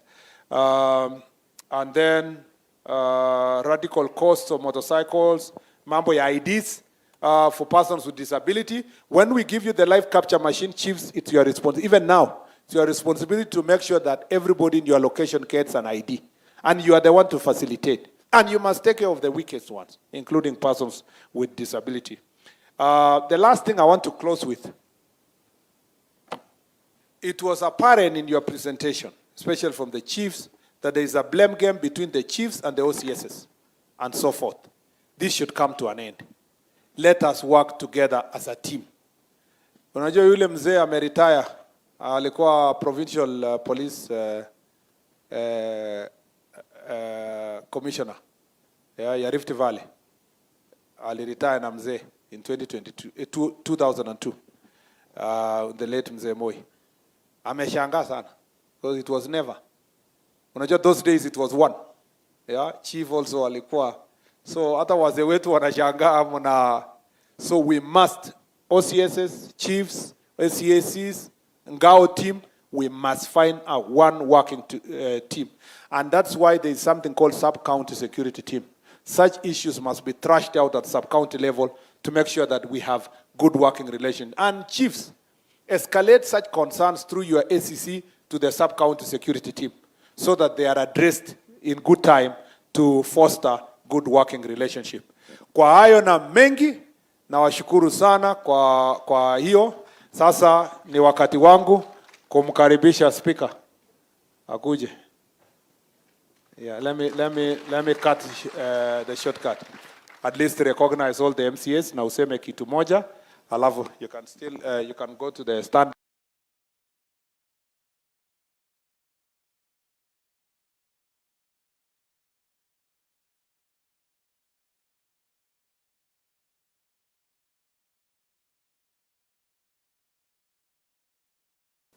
My name is James Namati. I am the Speaker, Kakamega County Assembly. Mine is very brief. It's just to introduce the members of County Assembly present. Kindly, come on, MCA, please just stand where you are so that our members can see you. Give them the mic. So, CS has said you just say a name as you sit down. Naitwa Boniface Mabuka na represent na Mamali Ward kutoka Matungu. Asante. Naitwa Timothy Anzetse, MCA Lishalubinu, Mias East. Asante. Naitwa Boniface Akosi, MCA Shinoi Shikomari Esume in Navakholo. Thank you. Naitwa Karim Osama Tingili, MCA kutoka Kholera Matungu, MCA wa Governor Kakamega. Asanteni sana. James Tabale, MCA wa Kisa North Ward. Thank you. Cynthia Livoli, nominated from Huesero. CPA Absalom Lumbasi, MCA Ngotse Matia Ward, Navakholo Sub-County. Obwaka Edi, MCA Tenje Ward, Mias West Sub-County. Francois Shika, Mias East Wanga Ward. Doris Matere, nominated MCA Likuyani and the Deputy Leader of Minority. Sebastian Mangeni, MCA Bunyala West Ward and the Deputy Majority Leader. Mercy Luceno, nominated MCA UDA, chama kubwa, chama ya President. Niva Oluchiri, Special Elect from Lugari Sub-County. Honorable Christine Mbosa, Special Elect, Lurambi. Honorable Lucy Katumanga, Lurambi, ODM. Benjamin Were, Bunyala Central Ward, Navakholo Sub-County, Professor wa mitishamba. Kwa majina naitwa Collins Sifuna Chapruha, Mimi ndio Yesu, mtoto wa Yesu wa Tongareni namba 2 na pia na represent watu wa kutoka Likuyani. Asante sana. Naitwa Geoffrey Sikolia, Chemche Ward, Malava Sub County. My name is Honorable nominated Emonde Rosemary, aka Vuvuzela Waitalanyi. I'm the bishop of that Kakamega County Assembly. I pray for these heads. Victor Nshikutwa, special elect from Bwisero. Nyongeza Zurak from Mumias West, mtoto wa baba Raila Amolo Odinga. Kofu Dan, MCA representing the people of Isoka Central, Shinyalu constituency. Naitwa Amos Lee Munasia, nikiwakilisha vijana katika bunge la Kakamega kwa chama cha ODM, natoka Ikolomani. Naitwa Joel Okwako, MCA ambaye anawakilisha vijana kwa chama ya DAP. Asanteni, mimi ni MCA wa Bishop Hamada. Mheshimiwa Walunya, anawakilisha Malai Songo Makunga Ward, Mumias East. Asante. Mimi naitwa Dickson Lovega, saa 6, nawakilisha Butoto East Ward. MCA wa Honorable Hamada. Mimi naitwa Mheshimiwa Bernard Mlama, ward yangu iko Makanda, Lugari Sub County. Mimi ndio jirani wa rais, tunapakana na yeye ward yake. Waziri, jambo moja tu ningeomba kwa chief na assistant chief, wakati wa Mashujaa Day tukue tunawa recognize na tuna award. Juu wengi wanafanya kazi mzuri sana. Ile program waziri yenye ilikuja rais akasema wanafunzi wote waende shule, kuna assistant chief hapa na chiefs wanalazimika baka kulipa school fees juu wazazi walikataa watoto. So tukiwa recognize tutakuwa tunawa motivate kufanya kazi mzuri. Mimi ndio kiranja wa wengi katika bunge letu la Kakamega. Asante sana waziri. Asante. Mimi naitwa Kwoma Titus, MCA Chekalini, Lugari Sub County, MCA wa UDA. Vile vile mimi ni Chief Whip Minority. Vile vile I'm standing in as a leader of minority because our brother is campaigning. Asante. Waziri, mimi naitwa CPA Philip Maina, MCA wa Marama Central, kule Butere Sub County, na mimi ndio leader of majority Kakamega County Assembly. Karibu sana Kakamega tena. Yeah, thank you very much. Those are our members of County Assembly. Waziri, just one thing. The leaders you have seen here, they have an issue. They are very vulnerable in terms of security. We lost actually one of us, MCA Malova, whom we lost. He was stabbed when he was actually at a meeting, which was actually being attended by members of the public. And that's a very serious issue. We lost him, we buried him, mpaka saa hizi hatujapata replacement. So that's a very big issue. We brought it actually to the DIG's office. It was not actually, the issue there was that we were told, Speaker, unataka kila MCA akuwe na gun, si wataanza kupigana. CS, I can assure you, my MCAs here are very disciplined. If you arm them with guns, we will not have any incidents. As you may think.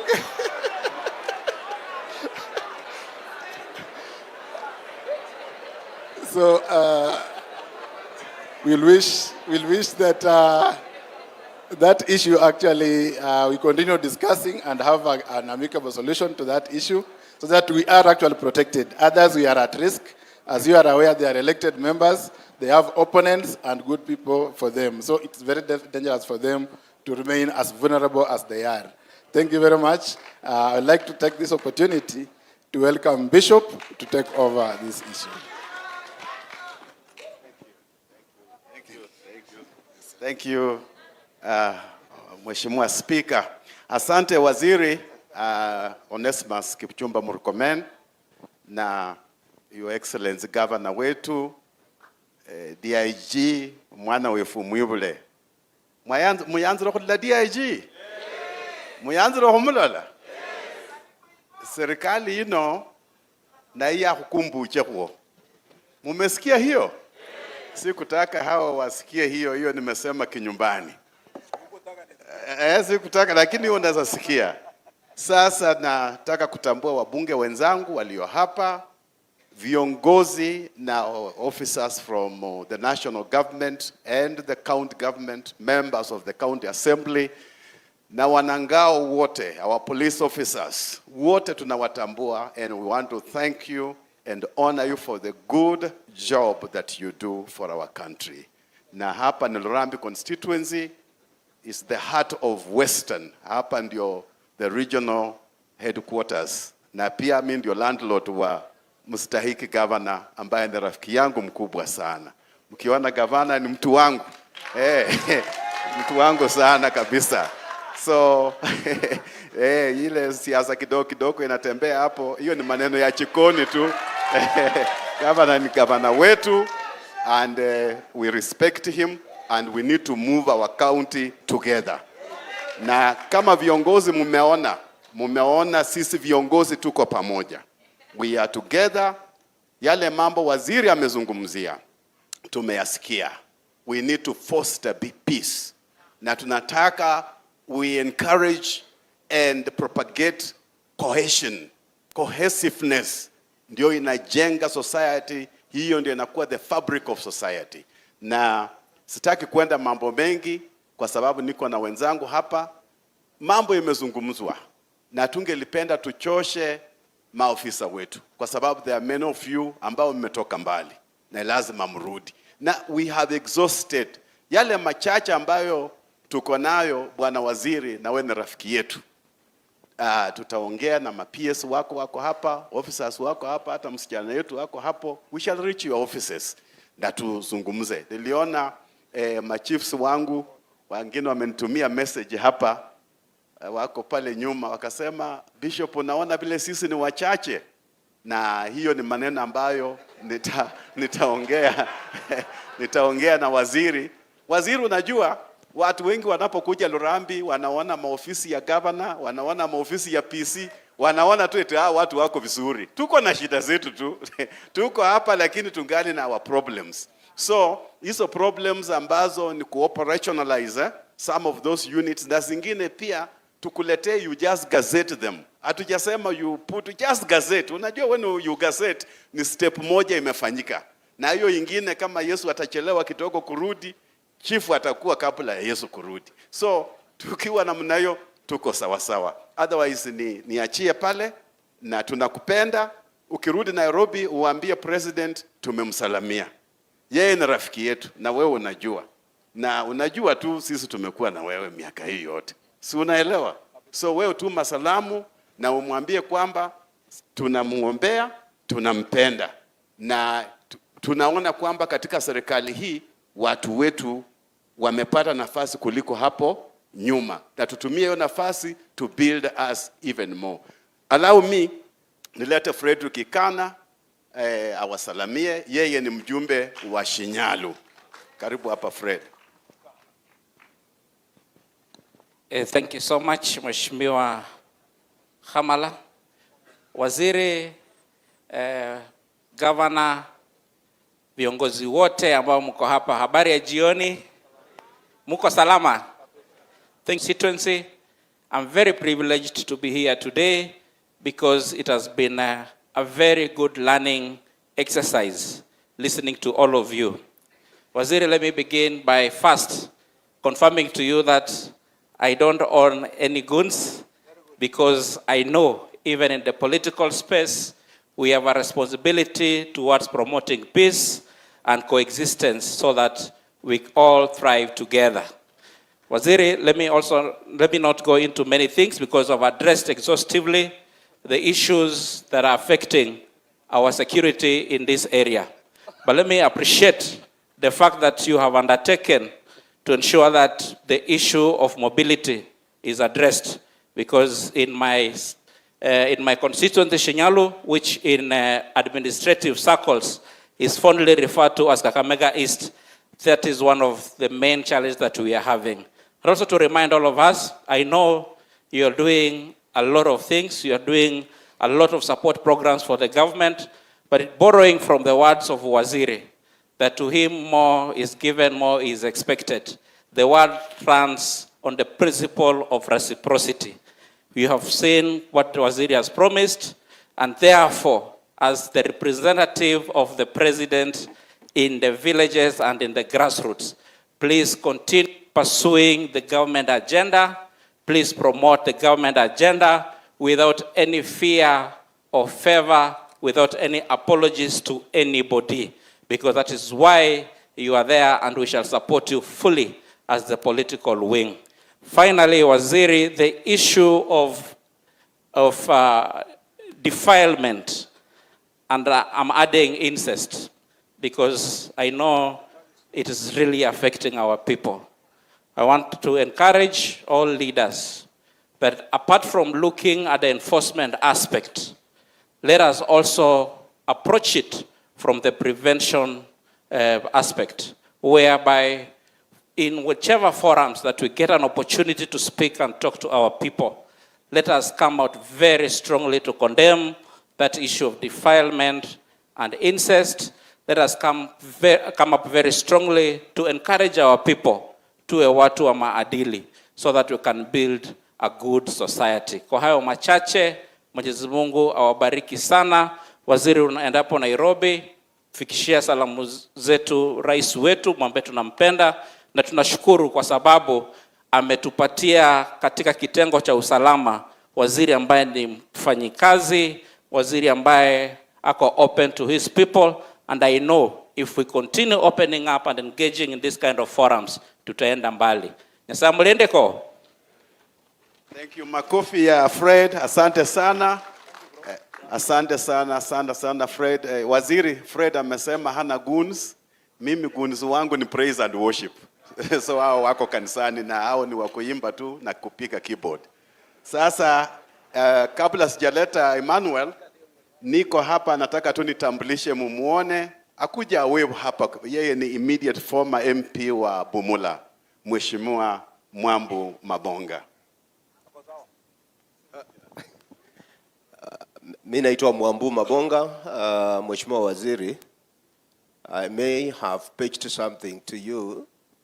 A mark of leadership has a component of many features, and one of them is listening to those who are below you.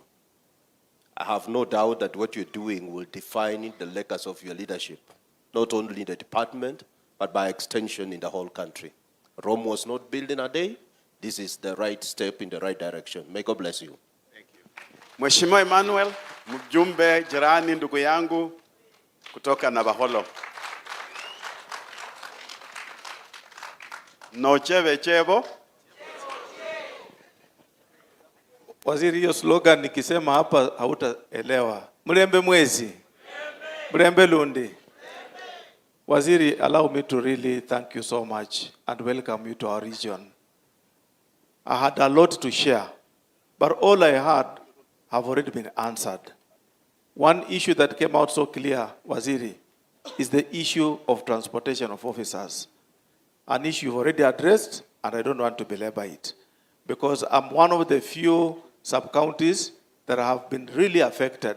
Right from my DCC to my OSPD, they don't have vehicles. To my OCS, in one of the stations, they don't have vehicles. But what should I do? You already addressed the issue, and I want you just to consider when you get the vehicles, know that Navaholo is in dire need. The other issue, Waziri, was the issue of staffing, which you again you've already addressed. I don't want to belabor that. But there is one thing I would want to bring to your attention, Waziri. The president did a very good thing to have liberalized the issues of IDs. This being our regional headquarters for Western, we had issues to do with the boundary along Uganda. So we are the beneficiaries of that decision by the president. When you see him, please pass our regards and appreciation to him. What he has to help us now finalize is the issue you showed us at Huduma Center. Our people, through the assistant chiefs and the chiefs, have a lot of problem in terms of their capacity, their income, to raise money for birth certificate. That small money of 150 shillings, most of the time is paid for by the sub-chief or the MCA or myself. Now that the president has given us the liberal way to have IDs, please, through your office, if it means doing budgets, we are here. We'll support that journey. Make sure you remove the 150 shillings. Let our mothers and sons and daughters have IDs, have birth certificates for free from the national government. Otherwise, thank you very much. I want to say thank you and I appreciate. Thank you and you're most welcome. Thank you. Asante, makofi kwa Mheshimiwa Emmanuel Wangwe. Mheshimiwa Waziri, allow me to bring the Deputy Governor. Atuletee governor wetu mpendwa. Huyu ni mtoto wa pastor. Lakini most of the time aniletei sadaka. Sasa yeye anakuwa tu namna hiyo. Karibu sana. Asante sana Bishop.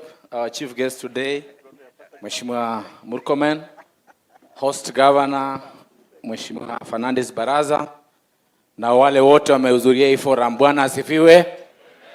Mimi nitakuwa tuna mawili, alafu nikaribishe governor. One, I want to thank Mheshimiwa Murkomen for organizing this forum. Actually, this is the real government. Serikali ni chief na OCS. Serikali si Murkomen. Nyinyi wadosi huko juu. Serikali, hata mimi nilizaliwa, nilijua serikali ni chief. Alafu vile nilishikwa siku moja, nilala police station nikajua serikali tena ni OCS. Jambo la pili, Mheshimiwa Murkomen, umeongea tatizo lenye liko hii county kabisa. Hii maneno ya goons, maneno ya kuheckle kwa matanga, maneno ya good forum, mtu anakuja tu anataka kupiga kelele. In fact, juzi in Kolomani here, there was a very good forum ya coffee. I'm telling people, Fernandez Baraza amejenga hii stadium na inaendelea kujengwa na carpet iko. Mama anasema tu tawe, enda angalia carpet iko. If you don't want to listen to somebody, usikuje hiyo forum. Naenda Nairobi, nakutana na mtu kwa street, aniambia wewe ndio deputy governor Kakamega, Ahekoli County. Imagine watu wanasema Ahekoli County. Waziri, you have advised sisi lazima to change behaviors zetu. Sawa sawa? Tumeelewana hapo?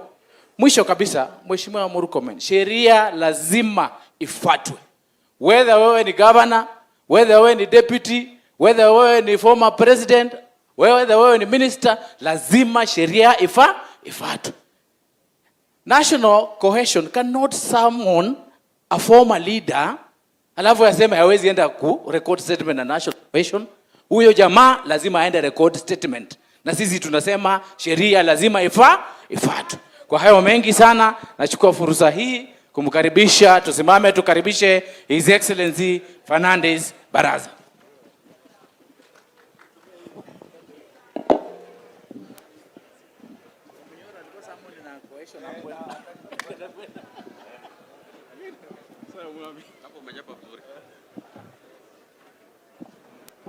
Asante sana, tuketi. Waziri wetu wa masuala ya ndani na usalama wa kimataifa ambaye na rafiki yangu Kipchumba Murkomen, itifaki zote zikizingatiwa. Hamjambo? Hamjambo tena. Kwanza kabisa ningependa kutambua executive ya county yetu ambao wako hapa. Tafadhali simameni ili mpunge mkono mawaziri, chief officers na directors wote. Asante. Pili, mimi nashukuru sana kikao hiki ambako ni kikao cha kipekee, jukwaa la usalama. I want to appreciate you in a special way, my brother Kipchumba Murkomen, for initiating this conversation. Mkutano ambao tumekuwa nao siku ya leo imekuwa mkutano wa manufaa sana. Na sisi kama serikali ya ugatuzi tutaendelea kushirikiana na serikali kwa masuala ya usalama. Jambo ambalo wameguzia kuhusu leseni za wale ambao wanauza pombe. Ningependa kufafanua ya kwamba tuko na committee ambayo inatoa leseni za wale ambao wanauza pombe, na pombe ambayo inauzwa sio changa. So mimi ningependa kuomba the enforcement officers kuanzia next week tuwe na ile inaitwa Rapid Result Initiative, enforcement ya kuhakikisha all those licensed places za kuuza pombe. We must not allow mambo ya mihadarati na pia kuuza changa pale. And I want to appreciate one of the OCSs. The problem we have is enforcement. So ningependa ushirikiano ambao tutahitaji from the national security, akiwemo OCS, OCPD na county officers, enforcement officers, kuhakikisha only the licensed places are the ones that are selling pombe ambayo imekuwa licensed. Na tuko na sheria katika gatuzi letu, Kakamega County Alcoholic Drinks Act, ambayo iko na committee ikiwemo OCPD, ikiwemo DCC na sub-county administrator on who should be licensed and who should not be licensed to sell liquor. So jambo hilo, I just want to make it clear ya kwamba we don't license uuzaji wa chang'aa. Na mimi kama gavana wa hapa, zile takwimu ambazo zimetolewa ya kwamba we are leading kwa mambo ya chang'aa production. Nataka kubaliana na officers wetu ya kwamba baada ya siku ya leo, in the next 1 month, Kakamega will not be leading again kwa mambo ya chang'aa production. Tumekubaliana hiyo. Jambo la pili ni mambo ya street lighting. Hiyo ni shughuli ambayo tulianzia pale ya Malemba, and is a process tukishirikiana pia na Kera ili tuhakikishe town yetu iko na streets all over the place, including our Masinde Muliro University students. Tuko na program ya kuhakikisha we have lit the town. Tumekuwa na michezo hapa ya kitaifa, pia tumeandaa michezo ya Afrika Mashariki. Tukatilia mkazo mambo ya usalama, especially street lighting, and is a continuous process ili kuhakikisha Kakamega kama regional center ya Western region, the issue of street lighting, we are going to make sure that we improve in all the areas.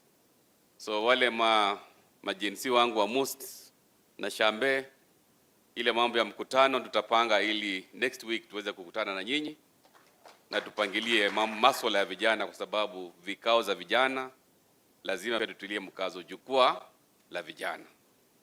Pia swala la postmortem fees ambalo tumeongelea hapa, especially where we have murder cases. Familia nyingi sana zinaamua kutofanya postmortem because of the fee that is seem to be expensive.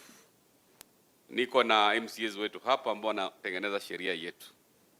Finance bill ya 2025-2026 tutaangalia a review of the postmortem fee, especially when you have murder cases, so that you can give families that are not able to raise that fee an opportunity. Although in one way or another, they also do waiving of some of those fees, so that we actually have postmortem being done. Others, mimi nashukuru sana. Na swala ambalo pia tumeguzia ni dhuluma za kijinsia. Hapa Kakamega pia we are almost leading kwa dhuluma za kijinsia, especially in Shinyalu. Kule Shinyalu, Mheshimiwa Ikana, rekodi ambayo niko nayo inaonyesha kwamba hata wanaume pia wanadhulumiwa kule Shinyalu. So tuko na on a light touch, of course. So tumejenga vyumba za dhuluma za kijinsia, na pia tukishirikiana na viongozi wote, maafisa wetu, chiefs, assistant chiefs, tutahakikisha visa za dhuluma za kijinsia tumerudisha chini. Kwa sababu serikali kuu lazima tushirikiane na serikali ya ugatuzi ili kuhakikisha kwamba swala la usalama tumetilia mkazo. Others, mimi nashukuru sana. Najua swala ambalo pia linasumbua sana maafisa wetu, aswa tukiwa na zile sherehe za kitaifa. The biggest challenge, my brother waziri, ni ya kwamba tukiwa na sherehe za kitaifa, sisi kama gatuzi huwa tunasaidia pakubwa. But going forward, pia ningeomba usaidie bwana commissioner wetu, tukiwa na sherehe za kitaifa, you cannot have national celebrations with zero budget. Si namna hiyo. So lazima tushirikiane pia tukisherekea. Najua hivi karibuni tutakuwa tunasherekea siku ya Kenyatta Day. Lazima mashujaa, lazima pia tushirikiane ili tukifanikisha sherehe hizo kwa kiteka sub-county zetu zote, we also facilitate Najua masuala ya transport it has been a big issue. Tunashirikiana pia kusaidiana na afisa wetu OCPDs na OCS kwa sababu swala la usalama, even if the national government a function, sisi hapa mashinani we are the most affected. So tunaendelea kushirikiana ili tuhakikishe usalama tumetilia mkazo, including even supporting some of the construction ya police posts. Pale most tumekubaliana we are going to have a police post pale, which we are going to do a CSR. Kwa sababu police post ni muhimu. Na swala la mwisho, tuko na shida kubwa sana. These street children ambao wamekuwa wazee, familia wamekuwa wazee, na pia it becomes one of the source of criminals.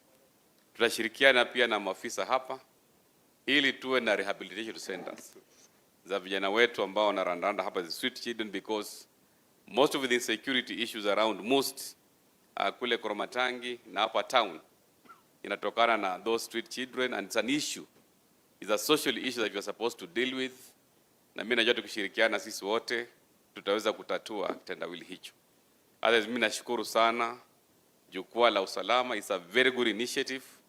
Imetupatia muda pia kuongelesha wananchi na kusikiza maoni ya chiefs, assistant chiefs na pia maafisa wote. I want to assure you that Kakamega is safe. Mambo ambayo tumeongea hapa siku ya leo kama viongozi, sisi tunashirikiana kwa karibu sana na viongozi hapa, na mimi nitakuwa mstari wa mbele kuhakikisha Kakamega is safe, na pia tunakaribisha wageni wote hapa Kakamega. Hiyo history ambayo Savula amekuwa akasema the Heckling County, tuko na viongozi hapa, tuko na Bishop Wrightas, tuko na Bishop Olmasai hapa atatuombea ili Kakamega should be a new county that is working to foster national cohesion. Mwisho, mimi nashukuru ushirikiano ambao tuko nao na serikali kuu kwa miradi ambayo tunafanya hapa. Mambo ya level 6 kazi inaendelea pale kiongozwa na DOD. Kule Buhungu pia tunashirikiana vema, na ushirikiano huo ndio tunataka ili tuendeze serikali yetu mbele ikiongozwa na Daktari William Samoei Ruto, na pia tunamtambua kinara wetu Baba Raila Amolo Odinga kwa sababu alitilia mkazo mambo ya usalama, na pia alitilia mkazo umoja na pia uwiniano ambao tuko nao hapa. So I want to appreciate all the leaders ambao wamefika siku ya leo, na mimi nitakuwa mstari wa mbele kuhakikisha we lead from the front on matter security. Kwa hayo machache, Mungu awabariki sana, mrio mno.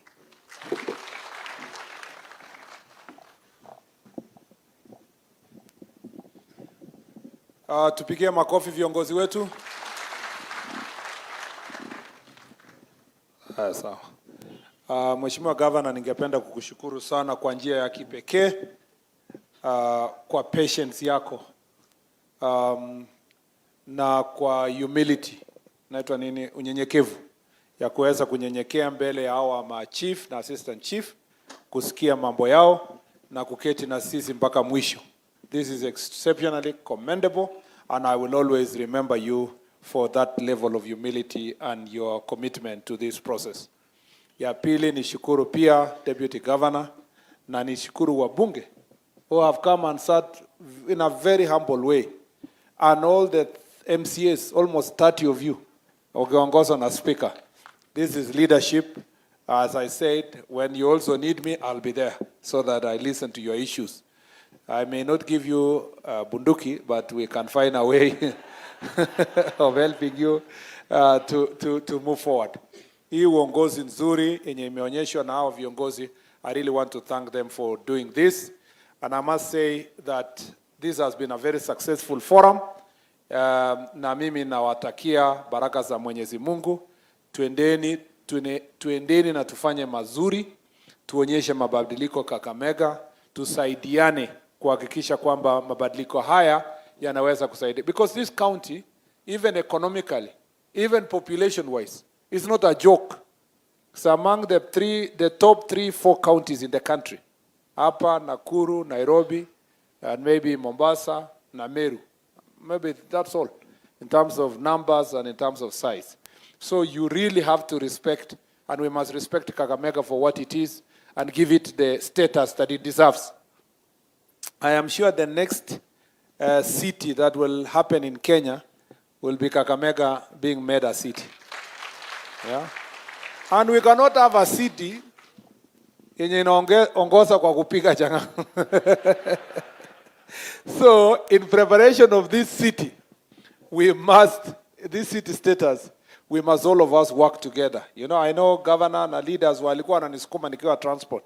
They'll get a good airport. They now have a good stadium.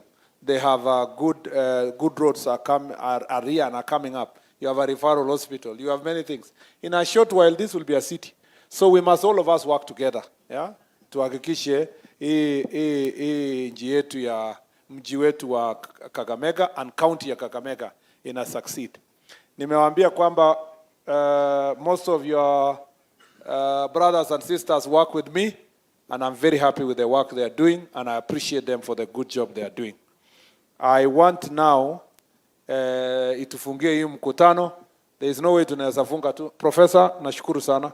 Thank you for being with us. I know you came a little bit, but you came all the way from Mombasa to be with us. We truly appreciate. And I remember what I promised when I was in the university, and we will make sure that those issues are implemented for those students who are still in university. I'm also very proud of you, student leaders, and we will organize a meeting here to sisi wenyewe. I was like you. So when I saw you guys like this, nasema hata mmesonga sana. Mmefika jukwaa la usalama. My clip the other day when I was in campus as a student leader, I don't know, somebody found one of my clips nikiwa interviewed na KTN.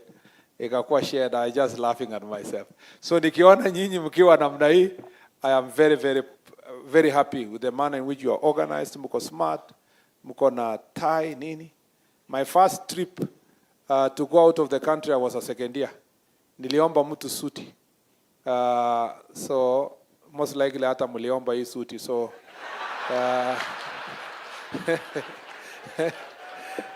hiyo ni maisha ya comrade. You must always be smart. Sinamna hiyo? Yeah? Yeah, no, you don't need to say. Once a comrade, always a comrade, sindio? Yeah, so mimi kama comrade najua vile mulikuja na umeomba transport na umeomba suti, so lazima uende. Anyway, asanteni sana. Now let me give the opportunity to DIG Masengeli atufungie mkutano.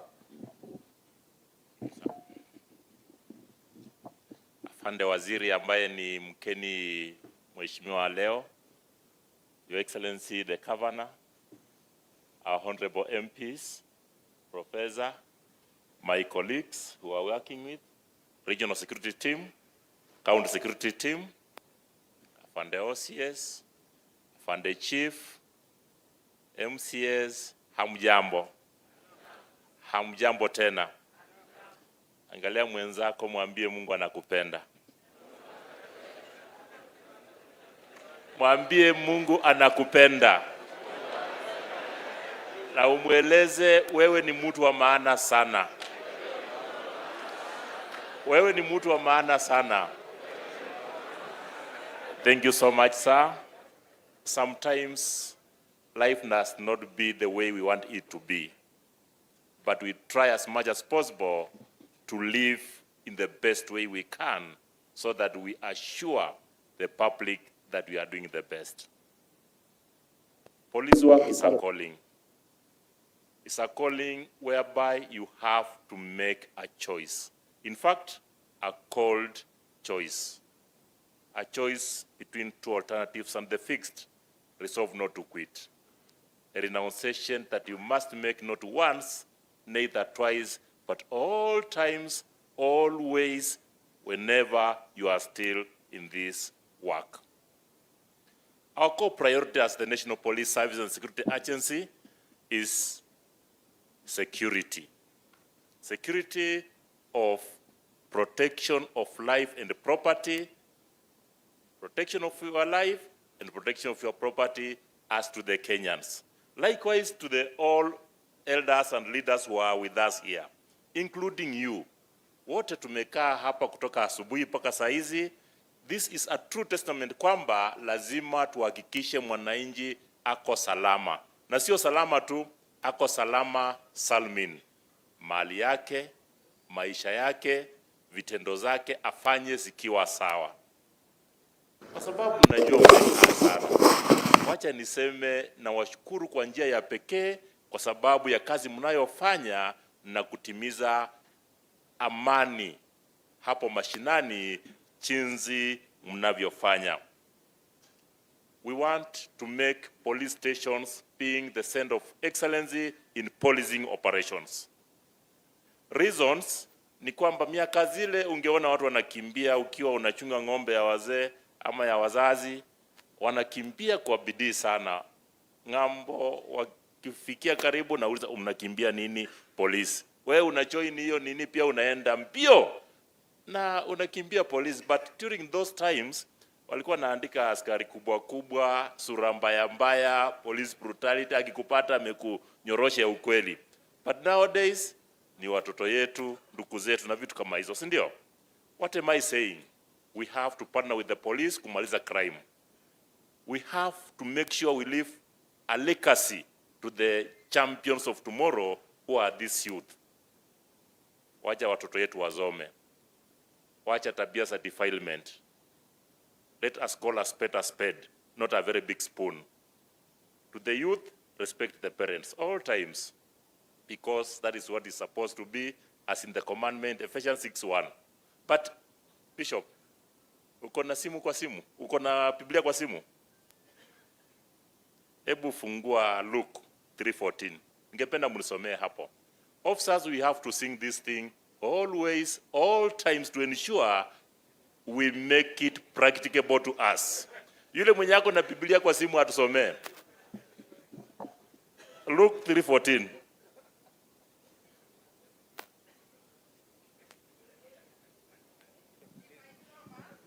Mupe mic.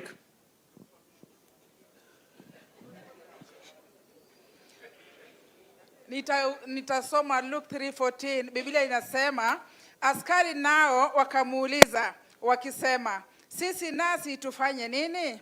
Akawaambia, msidhulumu mtu wala msishtaki kwa uongo, tena mtoshewe na mshahara wenu. Ebu rudia tena. Rudia tena wasikie.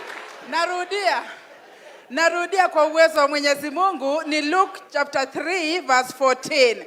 Biblia inasema hivi, askari nao wakamuuliza wakisema, sisi nasi tufanye nini?